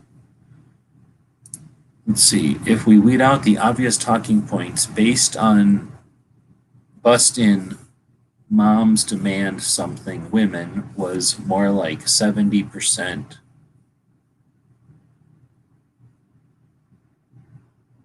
If we weed out the obvious talking points, you think that, wait a minute, all kidding aside, do you think that there was 70% anti? I do not think that. I don't think that's what you're saying, though. I'm reading that wrong.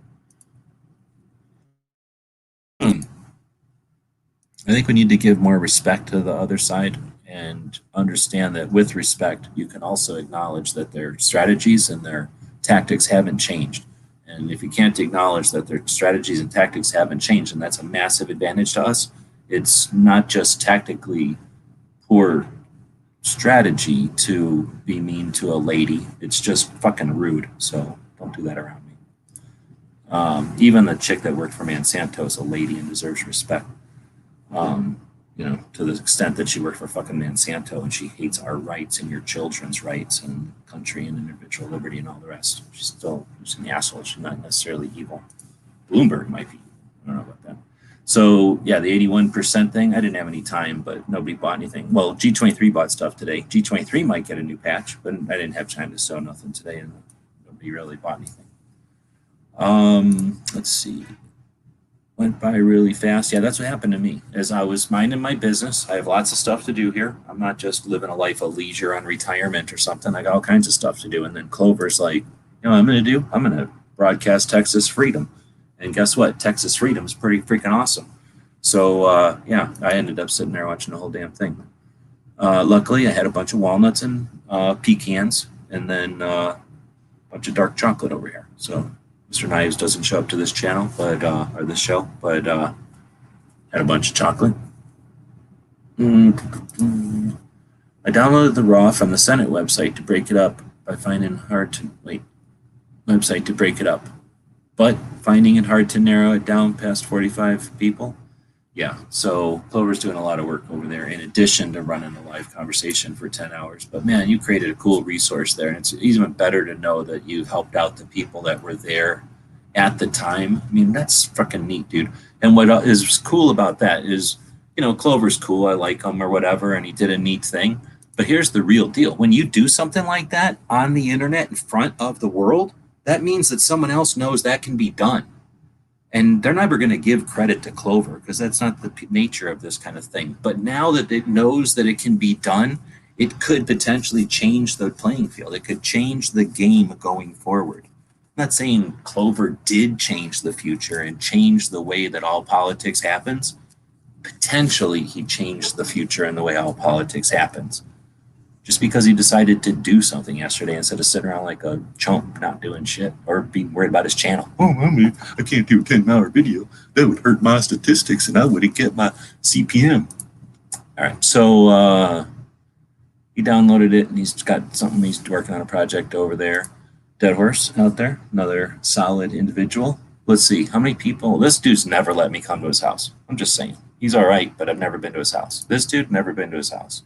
This dude, been to his house, he fed me, he let me park in his driveway and ran an extension cord out and gave me a heater and let me use the heater and gave me the heater, right? Yeah, and he helped me, well, he was willing to help me paint my van, but I booked out of there because it was just too damn cold.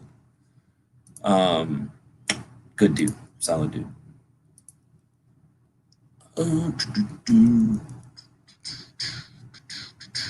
I shared some of it on my Instagram to the lady that was pro-gun and brought up the fact that gun laws are racist. Right on. Link should be fixed. That was when Clover decided to actually do something immediately instead of like not knowing how to do that and not doing it. And then we did hashtag Clover. Let's see if that still works. Still learning how this new contraption for giving away prizes. There's only 2 hashtag Clovers out there. Looks like it's a toss-up. It's almost like flipping a coin. It's like flipping some kind of weird coin with G23 on one side and Makojo. So Makojo just won Clover. There you go. That happened. Watching the gummy bears? Yeah, that was creepy. I don't know why you keep saying that. Gummy bears make people poop, so I don't know why you keep saying that.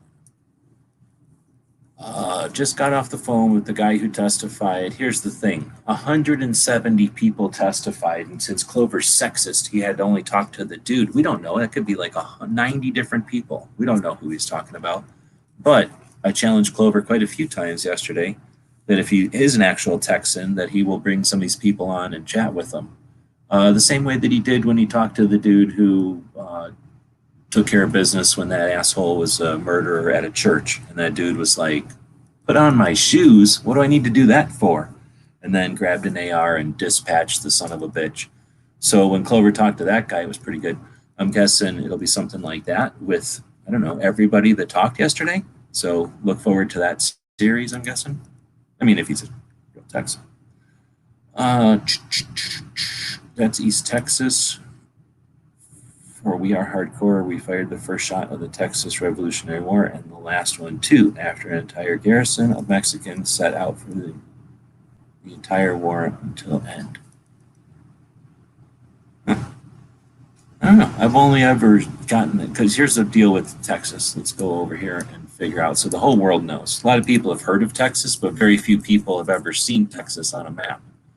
Let's go ahead and open up Google. The only decent map is Google Map. All the other maps suck. Sorry, but the way it is, Google Maps sucks also, but it is the best map of the maps that suck. All right, let's get it out of here. Now we get it over here. And then we're going to zoom out. All right. So let's say you're a regular person that doesn't live in Texas, like most of the world, And let's say you're driving from this side of the country, which is all right, to this side of the country, which is not so good. So let's say you're driving, and let's say you're in Arizona, let's say, and then minding your business, you're driving, everything's good. You're in New Mexico, it kind of sucks. Here's the deal. Arizona is normal. California sucks, and New Mexico blows. It makes it really windy in Arizona. So you're just driving through New Mexico, and it blows, like always. Nothing good happens in New Mexico, really.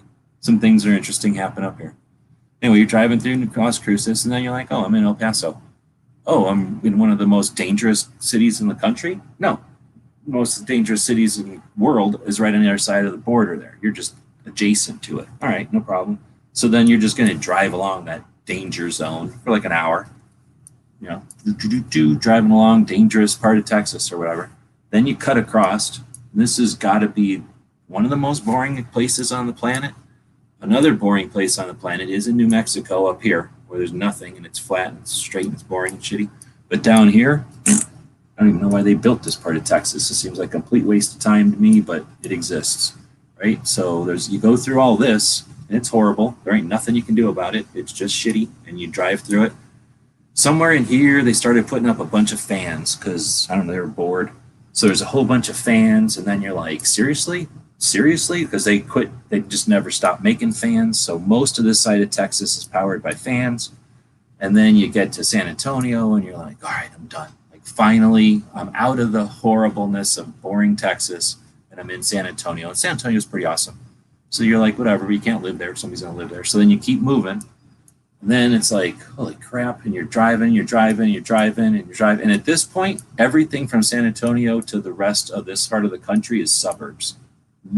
You've never stopped seeing houses between San Antonio and Jacksonville on I-10. There is no time on this road that you're more than like 15 minutes away. Like, there's almost continual houses. This is where you actually hit the east. They act like they're not the east, but San Antonio and east is the east. So then you start driving, and you're in, the suburbs of Houston, I guess, immediately. And then eventually you're like, damn, I'm still in Texas. And then you get to Houston, and you're like, I'm finally nope, I'm not out of Texas. There's like another half an hour or half a day of Texas to drive still. So here's what I'm getting at. Every single time I've driven this part of Texas, I am sick of Texas. I am done with Texas, and it's almost always been the middle of the night. So I don't have any idea what East Texas is like. And it's the fault of the rest of Texas. So you brought it on yourselves by making the too big of a state, and by making it way too big in the east-west direction, and then by putting I-10 on the biggest part of it. So don't have any hard feelings about East Texas, but I also don't feel bad for you. You brought it on yourself. You probably could have named it some other state. You could have called it something else, but you decided to just be giant Texas, and you ruined it for everybody. So that's what's happening with East Texas. Let's see. So you might be good in the Mexican War or whatever, but the rest of Texas is ruining for you. Let's see. So this part was where Clover goes. I heard that there were people in the overflow rooms literally watching our chat yesterday while the hearings were happening. That was pretty awesome. So how cool can it be to be a dude who's like, I'm going to go live and see what happens in Texas. 170 people. Let me do the math real quick. Oh, shit, that's going to be a long time. All right, well, I got my crazy pipe over here that I light every 5 minutes. So I've got like a 55-gallon drum of pipe tobacco. Why don't I go ahead and just be live for 10 hours or whatever? And like I say, this guy is not incapable of understanding what he's doing to his channel. He's basically taken a old-fashioned, old-timey shaving razor, and he's held it up to his channel's neck, and he just made sure it was super sharp, and he just slit the jugular veins, both of them. And he did it in such a way that he cut like a wedge out so that a chunk of his skin fell away from the jugular vein, and there's just like a giant wedge of jugular vein missing. There's no chance that's ever going to clot, and he's now just watching the blood flow out of his channel, right? So he's just given his channel the death blow. There's no possible way he's going to, ever recover from what he's done to his channel. But whatever, he's doing it for Texas and Texans and blah, blah, blah. But then he hears that people are actually using his thing. That's got to be cool. Like, that has got to be cool. Because nobody's going to give him any shit. Like, giant channels on YouTube are not going to go, oh, dude, look at what this guy did. But you get some kind of satisfaction knowing that it was useful, that it helped people out. That's cool.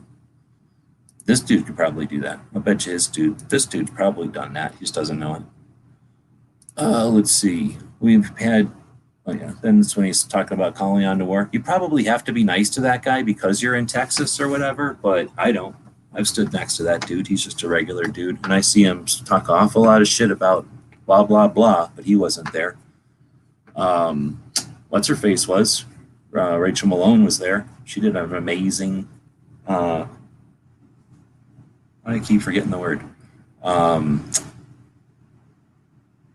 It's not speech. What's the word? Testimonial. So Rachel Malone's testimonial to the Texas Senate yesterday in favor of constitutional carry. Eloquent. I mean, compared to when I first met or first seen Rachel Malone say stuff in 2017, holy crap, she was a spaz. I think she'll be the first to suggest, to admit that. She was fast and loud, and man, she was fast. She had good stuff to say, but she was not good at getting it delivered. Well, she was actually pretty good at getting delivered, but it was a very fast delivery, very unsophisticated, maybe is the way to say it or something. Now it's the opposite. Holy crap, she has mastered delivery of efficient, information. It was a pleasure to watch that. This dude wasn't there, so I don't know what you're talking about. He might have been really busy tracing a car around or shooting some kind of 9mm garbage at tires, with videos happening, or, sometimes he introduces people to something. But, millionaires are super, super busy, super busy. Lever actions, in my opinion, are FUD guns. They're high capacity, capable of heavy volumes of fire. Yeah, any gun that's like, established itself over time and still exists is definitely, well, they're still FUD guns. Anybody who thinks that a FUD ain't going to take care of business doesn't understand who took care of the business that got us to where we are today. Dentures, I don't know what that's all about. I like Crump. I'd rather watch Crump than the gun channel. Yeah, that asshole, I've never even actually watched the other thing. So, yeah, Crump is definitely not to everyone's taste. I know people that hate Crump. But, yeah, he's putting stuff out there that nobody else is. And there's DJ, the loser of the rock hashtag earlier. Let's see. The president says, come on, man, so we can say it. I hear you. Come on, man.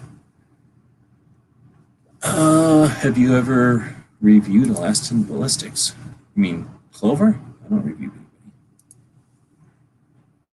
anybody. But I don't know who Elastin Ballistics is, do I?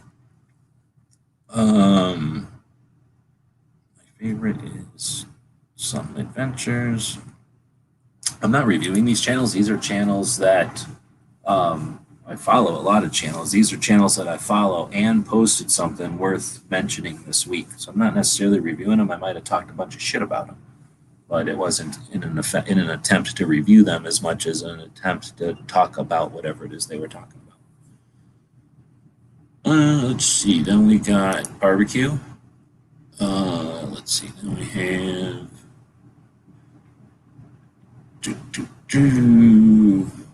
It's just insane. I've been following this channel, Yankee, James, as well as Hickok. I don't follow anymore since I've never followed Hickok. That guy lost my respect as an individual in 2010. I haven't given a shit about that guy. I've only been disappointed with his lack of anything other than personal greed. Let's see. Lager blocked me. Lager plays around. Don't worry about it.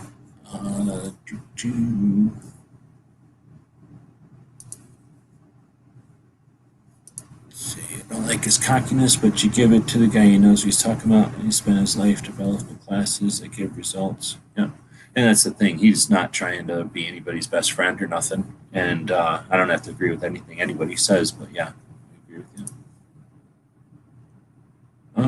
And then we had the bunch of rocks. That's the one that DJ, remember when DJ lost his own chat battle right here? Remember this part where DJ didn't even play? Remember that part? Did we get DJ'd or did he get DJ'd? Judy Bloom, where's that coming from?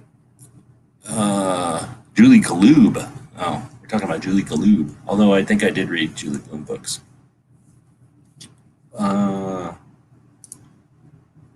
Has a playground. Oh, okay.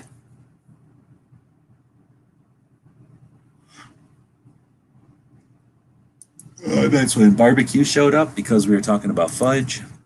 And that's when Wood started typing in space. Let's see. That's when you won. Uh-oh. What happened? What the hell just happened right there? Y'all seen it. Y'all seen it glitch. Let's see. I peed cried a little bit. I peed a lot this week. Wasn't there for George. And not there for you talk about absentee. So much child support. I don't know what the fuck that's supposed to mean, dude. You lost me on that one. The 81% is from 81% of the people that watch Clover's chat will know what the 81% is about. Let's see. On the live chat, only see one guy trolling the whole time. Everyone else is pro 2A. I think there might have been some other attempts to divert. You perceive things differently than I do, for sure. I could give a shit about 81% of the motherfuckers that waste time on the chats, where you are definitely less, whatever, critical than I am. Let's see, at least the people who are actually chatting, one problem guy trying to get attention was all I seen. Everyone else is having conversations, listening. Well, that's for damn sure. And it was 300 people, which is, you know, Clover doesn't have 300 people normally because he's doing stuff like this that ruins his channel and doesn't attract 300 yahoos. Just watch everything he blabs about or gives away. So with those 300 people were showing up because of what the content was. So that was pretty awesome. And I guess it's turning out that some of those 300 were the people that were there. Some of the 100 and something people that were there. That's pretty freaking awesome, dude. What a service to the community without even knowing he did it. That's just what happens when you've got somebody who's able, willing, competent, and ready, right? And then all four of those things came together and it enabled people who are the heroes of Texas, at least for constitutional carry into 2021. And it's not like that's the end of everything. But what that does is it tells 100 and something people in Texas who were there and had people who care about them and sacrificed to make it possible for them to be there. They know that their efforts were championed or were what's the word? Supported and amplified by Clover's use of a big ass platform. And guess what? Everybody of her big ass channel, it sucks so bad. All the people that I rage about because they earn millions. Right now, they're earning thousands of dollars. You can't even imagine. If you're making $1 million on YouTube, the amount of time it takes for me to bitch about it, they're making hundreds of thousands of dollars, right? Those people are not creating a resource out of the fucking platform that they're making fortunes on. Instead, they're perpetuating the same old drivel garbage so that they can just do the same thing over again instead of this guy who's over here like enabling the system. Holy crap. And the worst part is all those suckers are just going to exploit guns. So they're just going to take advantage of the work that all those people did and Clover helped with. And it's frustrating, right? But guess what? Who gives a shit? Because it never is everybody works together. We'd be some weird Borg shit. So let them do their shit. Don't worry about it.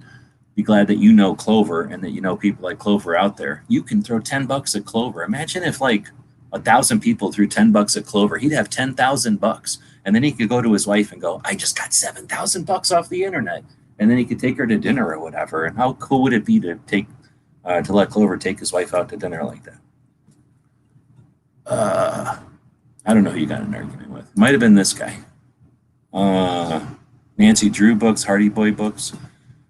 So if you don't know, there's this chick who used to hang out on the live chats that really digs the Nancy Drew books.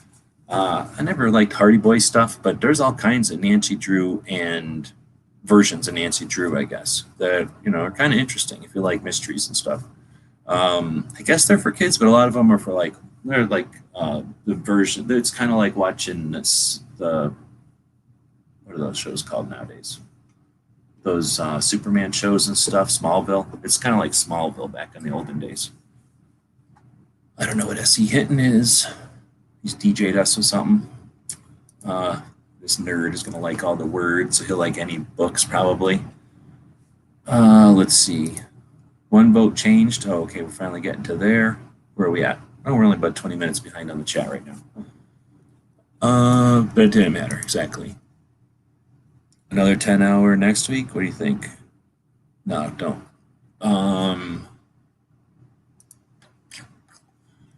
It's actually probably better if someone just makes a channel that's called like the Texas Let's Get Together, like Open Carry Texas or one of the organizations. Like, again, you've given them now the opportunity to understand that this is a useful resource and that they don't need to use YouTube like a suck loser millionaire who just exploits the community, just to play show and tell in front of you, make everybody think this whole thing is a freaking TV set and y'all can just sit there.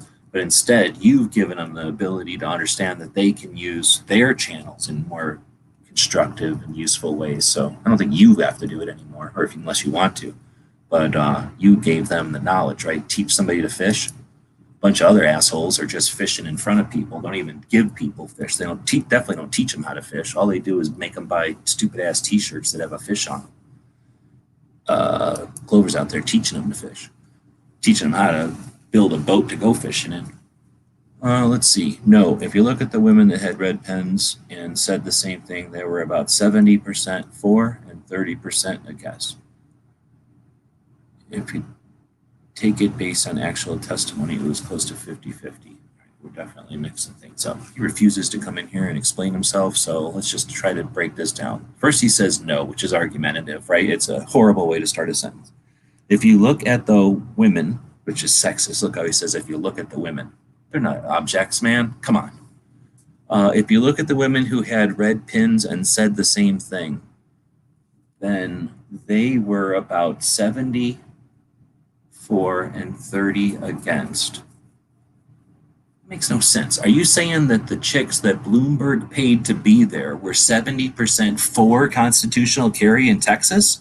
Clover's smoking the wrong 55-gallon drum of tobacco. Well, there's no way to know what he's talking about there. He's crazy. He's probably goofy from lack of sleep or something. Let's see. I'll be there as much as I possibly can. Don't let him guilt you into being into his chats. He doesn't even give you nothing. I was there for a big chunk. This dude was here for most of it. He didn't get nothing. You don't get nothing from Rain and Clover's chats. Let's see. I didn't say I didn't respect them for being there.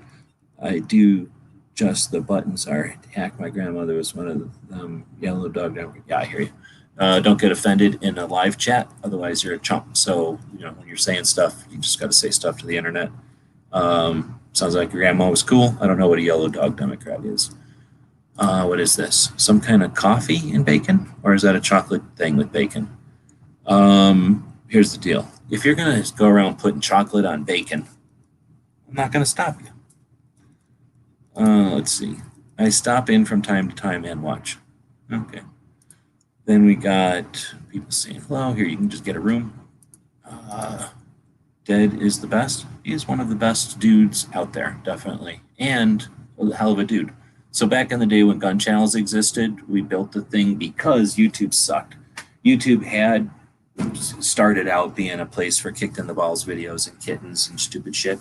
And then eventually it was a place where we could host videos. And on the olden days of forums and stuff, that was a very interesting concept because it was expensive and it wasn't really possible to host a video anywhere else.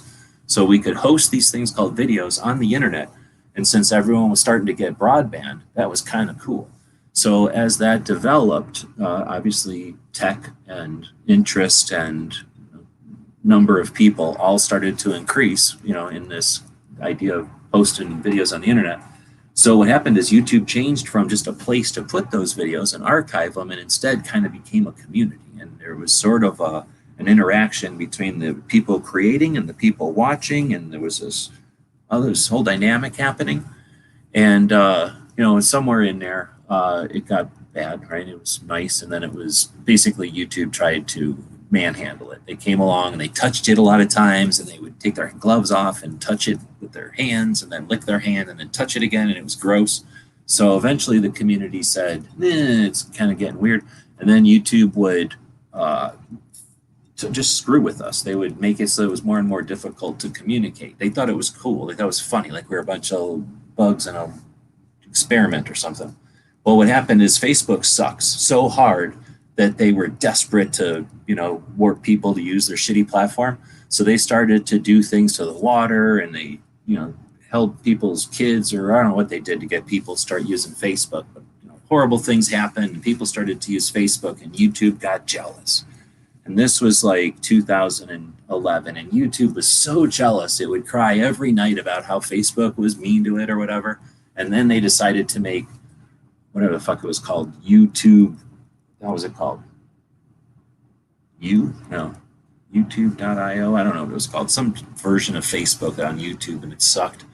And that's when we were like done, right? They had messed with the community that was beginning, and then they were already kind of screwing with guns a little bit, and we didn't have Clover around to explain it, so we all thought they were out to get guns. And they really just were screwing with us enough that a bunch of us said, we're going to go make gun channels. And then we made gun channels, and gun channels was a thing for a little while, and then it kind of went through about 4 different versions of it. And I'd say Dead Horse was there for most of it. I don't remember when he showed up. Anyway, we started talking about Dead Horse here, and the reason gun channels exists is because the community that was the internet is for wasn't being fostered on the social platforms, and we knew that it wouldn't be, right? The platforms were moving glaciers or moving icebergs, and best we could do was hang on or make a little fort or something, but eventually they'd smash into each other, things would change, and we would have no permanence. We would also have no permanence for relationships or communication. We didn't have the things that we experienced in the forums and on our own websites that allow us to archive information and gain, gather and accumulate conversations or information. And Dead Horse came along when we were building gun channels, and that was the anti-social platform, right? We were not trying to be a bunch of people observing, watching a television. We were the opposite. We were a bunch of people contributing with hands and tools and building lots of projects and using projects in different creative ways. And Dead Horse has been a part of that in so many different ways. He himself was a builder, firearms, and shared that with everybody in a massive way, and encourage people to think about their whole projects, their whole interaction with the internet in a different way. He wasn't there trying to get people to buy more crap. He wasn't there trying to lord over anyone his experience or knowledge set. Instead, he was there to share, to give people a glimpse of the fun he was having with the machines that he would build, with to share his experience with the accessories and the parts and the tools and the pieces that he would put together in different ways to come up with the various rifle platform or AR variants, I guess, and had a great time. And people who were in the era between 2015 and 2017, new to guns, but not desperate or somehow weird. Like nowadays people are desperate and weird. They fiending for 9mm. All they care about is tiny, stupid 9mm CCW guns. Back in the day, people only cared about decent guns like AR-15s and building more and more rifles like decent Americans. And Dead Horse was there to not artificially foster a frenzy or anything, but to participate in a collaborative exploration and, growth of knowledge. It was awesome. And we did that on gun channels where he could collect, he could add. Unfortunately, gun channels died, and we did have to kill it after 7 years, but definitely not by any, that was the opposite of what Dead Horse would have wanted, I'm sure. Anyway, yeah, Dead Horse, good ass dude. There's a little history of gun channels, why it got there, and the only reason it existed for 7 years is people like Dead Horse. Not because he personally made it happen, but if people like him didn't exist, I wouldn't have bothered putting any time into gun channel. Let's see. I don't know what he's saying here. Is he DJing us? He's just putting weird sets, pieces of words together, pieces of letters. If you take I-20 at the split of 10 and 20, you'd end up, see, look at that. It's some sort of math in Texas. We'll be at the greatest place in Colorado in 3 weeks. Can't experience the size and scope of it. Oh, can't wait to experience the size and scope of it. All right, so I'm guessing he's talking about Dragonlance. Although is that the greatest place in Colorado? For me, it's probably the greatest place in Colorado. However, I think that, I don't know, actually. There's probably an interesting conversation there. What are the greatest things in Colorado? But I hear what you're saying. Have fun with the daughter. And you've been to Colorado before, right? I can't even imagine. Every time I've been to Colorado, I am more amazed. I think I could probably live in Colorado, except for I don't like the people in Colorado that much. They kind of are assholes. Not all of them, but when I just am driving around, they're not assholes. I guess I shouldn't say it that way. They're not the friendliest people. They're not like people in New Mexico. I mean, I don't like New Mexico, but the people in New Mexico are some of the friendliest people in the country. It's just they're not friendly. They're not unfriendly. They're kind of like people in Minnesota. They're nice to you, but they don't have to be. They're not always nice to you. Anyway, I'm not trying to rag on Colorado, but here, you have fun in Colorado. That's gonna be pretty awesome. Rachel Malone was the leadoff batter and did great. Oh, you're talking about yesterday, your 10-hour show. She was the first one to talk to the state Senate about the passage of constitutional carry in Texas. Right on. Yeah, Rachel Malone is the Gun Owners of America or Texas representative. From what I remember, she was just some chick who's like, you know what? Nobody else is going to do this. Why don't I participate? So she's a young girl, just some young girl in Texas, and she decides to do grassroots, go around and educate, make people aware of Texas. Was it constitutional carry or something? Some gun thing in Texas. And this is in like the 2015 era, I think. And she's just some girl who decides she's going to go around and talk to people about gun ownership and Second Amendment in Texas. And she's super successful and she catches everybody's awareness and everybody thinks she's awesome. So then she goes to college and then she gets hired by some fancy place and she gets some fancy job. She's making all kinds of money, but for some reason she isn't satisfied, and then she decides to start working for the Gun Owners of America, and then she decides to get paid by the Gun Owners of America, I think, to go around doing that same thing that she started with, going around Texas, boots on the ground, grassroots, encouraging people to be aware and to be active. Yeah, whatever. I guess you could say that's doing great. Let's see. Then you get Crump is an old school style warrior. He will eventually get his on-camera delivery polished, just takes his time. That's when I'll quit watching, because I'm sick of polished and fake garbage. But maybe we'll see. I don't know if that's his goal or not. People hate Crump.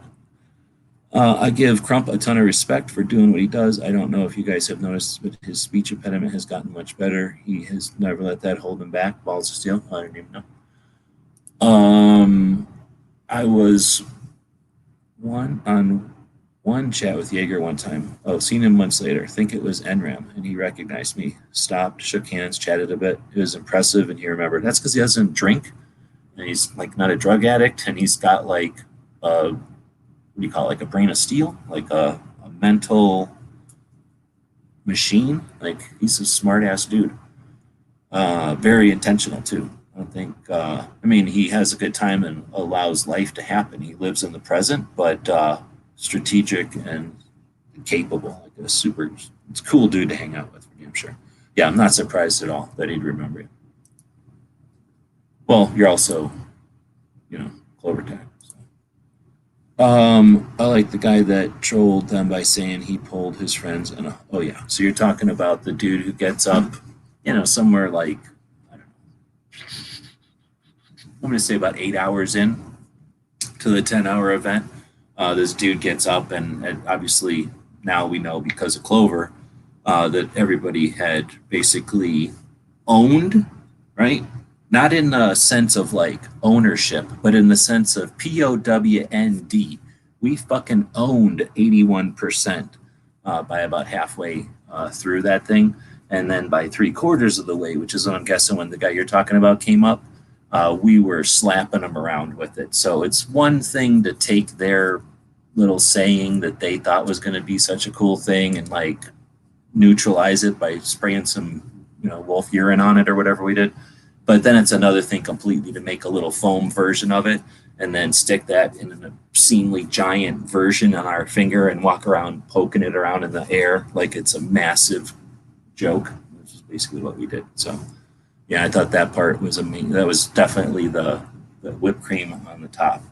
Not the shitty whipped cream out of a can, but like, the good kind of homemade whipped cream that somebody spent, I don't know, 6 to 8 to 10 hours waiting to use, their 2 minutes worth of whipped cream. Definitely worth it. Way better than that canned bullshit that Monsanto's Mom's Demand Monsanto. Whatever the lady from Monsanto runs, she would have used canned whipped cream. And one of them shitty cherry tomatoes, or the tomatoes or cherries that taste like chemicals. To be honest, not sure how much more 2A will be able to do or help with this kind of still. I'll stick to Texas because I'm here and I know what's going on. Yeah, well, don't expect that just because you did something, you got to do it for the rest of the time. You expect other people to do better than you next. You're an old guy who shouldn't even be doing nothing. As a FUD, you shouldn't be lifting, let alone doing a 10-hour chat on your own back. So, yeah, let the kids take and run with it. You get to now go, back in my day, we would run a 10-hour chat so that the people who showed up in Austin to talk to the state Senate would have an ability to talk to each other behind the scenes and make more useful use of their time, right? You could say that kind of shit to the youngins who are going to be running around with a 9mm semi-compact in their waistband. Would be nice if others took up that banner for their states and quit letting, whatever, don't worry about it. They'll figure it out. They'll get jealous of you making all the money and fame from it. Come in here. Where's the freaking link? I used to put the link in Patreon. Nobody used it, so I quit putting it in there. So there you go. Burned your own link. Yellow dog Democrats they vote Democrat no matter what. No matter how terrible the candidate is. And they traumatized me and made me feel small because I love guns. Made me feel like, yeah, exactly. Make me feel like a bad guy because they marginalize and they're willing to divide and to make people associate with criminals or associate us with criminals for their ends. It's messed up. At the same time, suggesting that anyone who would do such a thing is a horrible person, while they're literally doing it. Link used to be on Patreon, exactly. Let's see. Not this time. I mentioned that. I don't know what to guess about. Never guess. Always, only, never guess. I need to go back and watch where Dead Horse build, where he did the LED AR. Yeah, I'm remembering that one. It was pretty good. First time to that state. Oh, to Colorado. Right on, dude. I'm trying to think of what it's like now. I wonder if I've been up there. I know I've been up there right when Dragon Man was closing. But I'm guessing it's turning green right now, like it's spring. So yeah, that shit's cool. Let's see. There will always be the fight to keep it. That's true.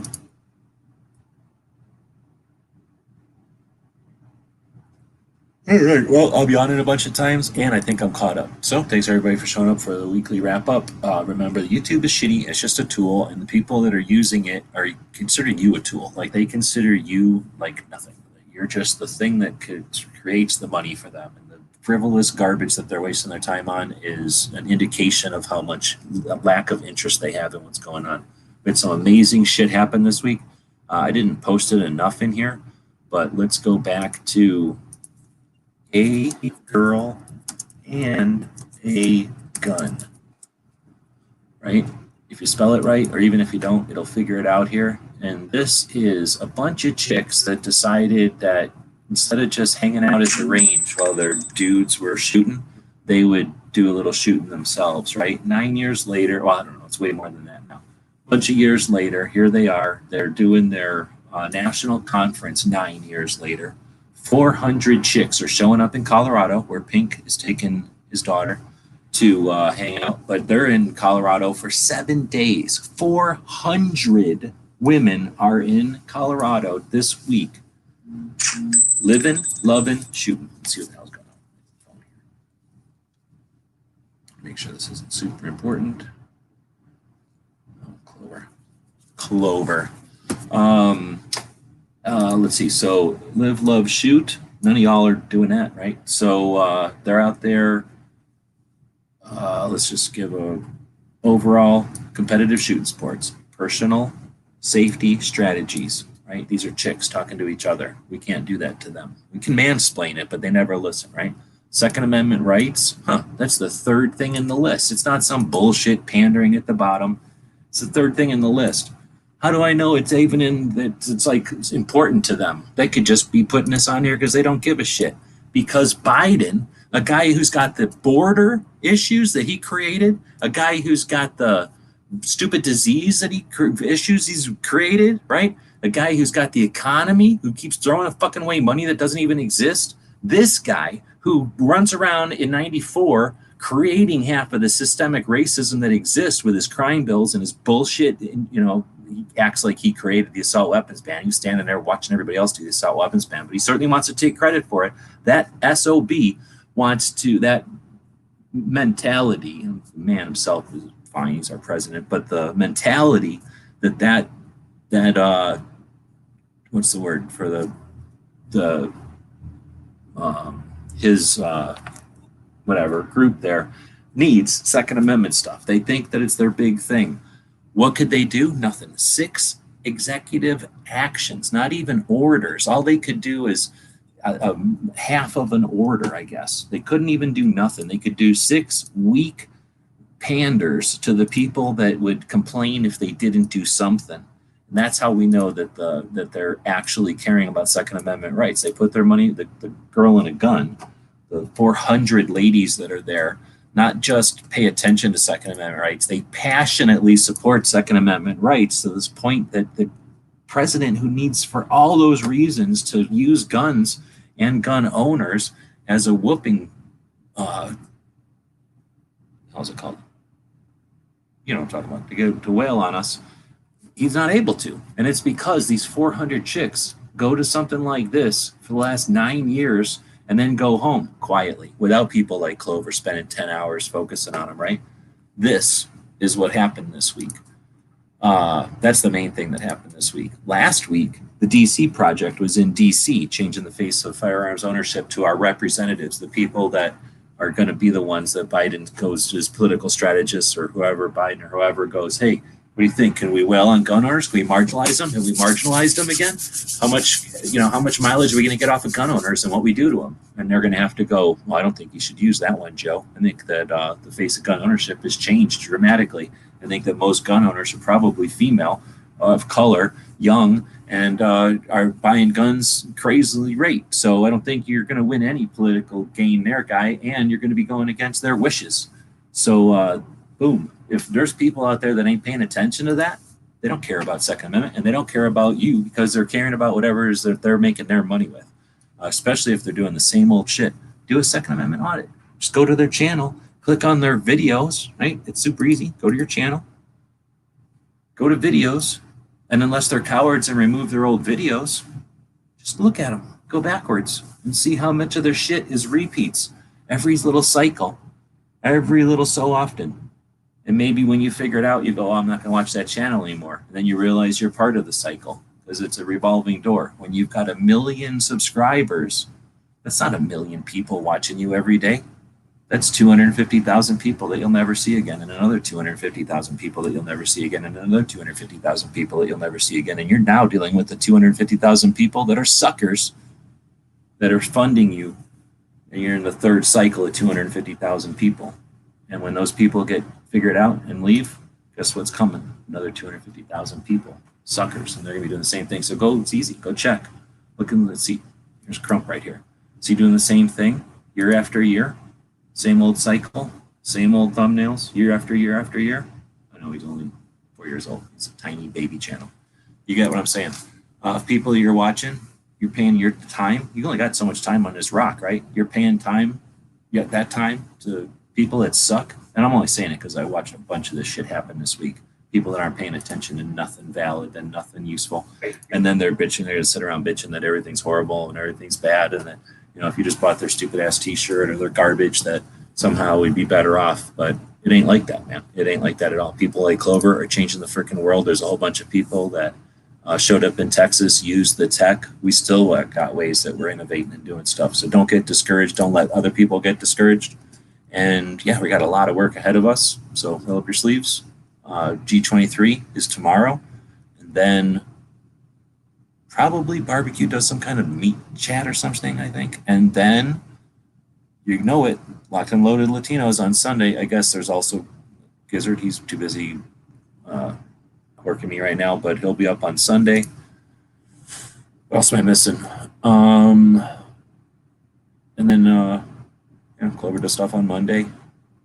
This dude used to do a live chat every single night. This dude used to wake up, flip on a computer, whatever, turn off his animes, and then turn on a live chat, and then go to work, and then work all damn day at night, and then come home, and there'd still be people on his chat every single night. Call it the lobby, the late lobby. Anyway, he doesn't do that anymore, but boom. All these people are there, and we'll be back to pick you up later. Thanks for showing up.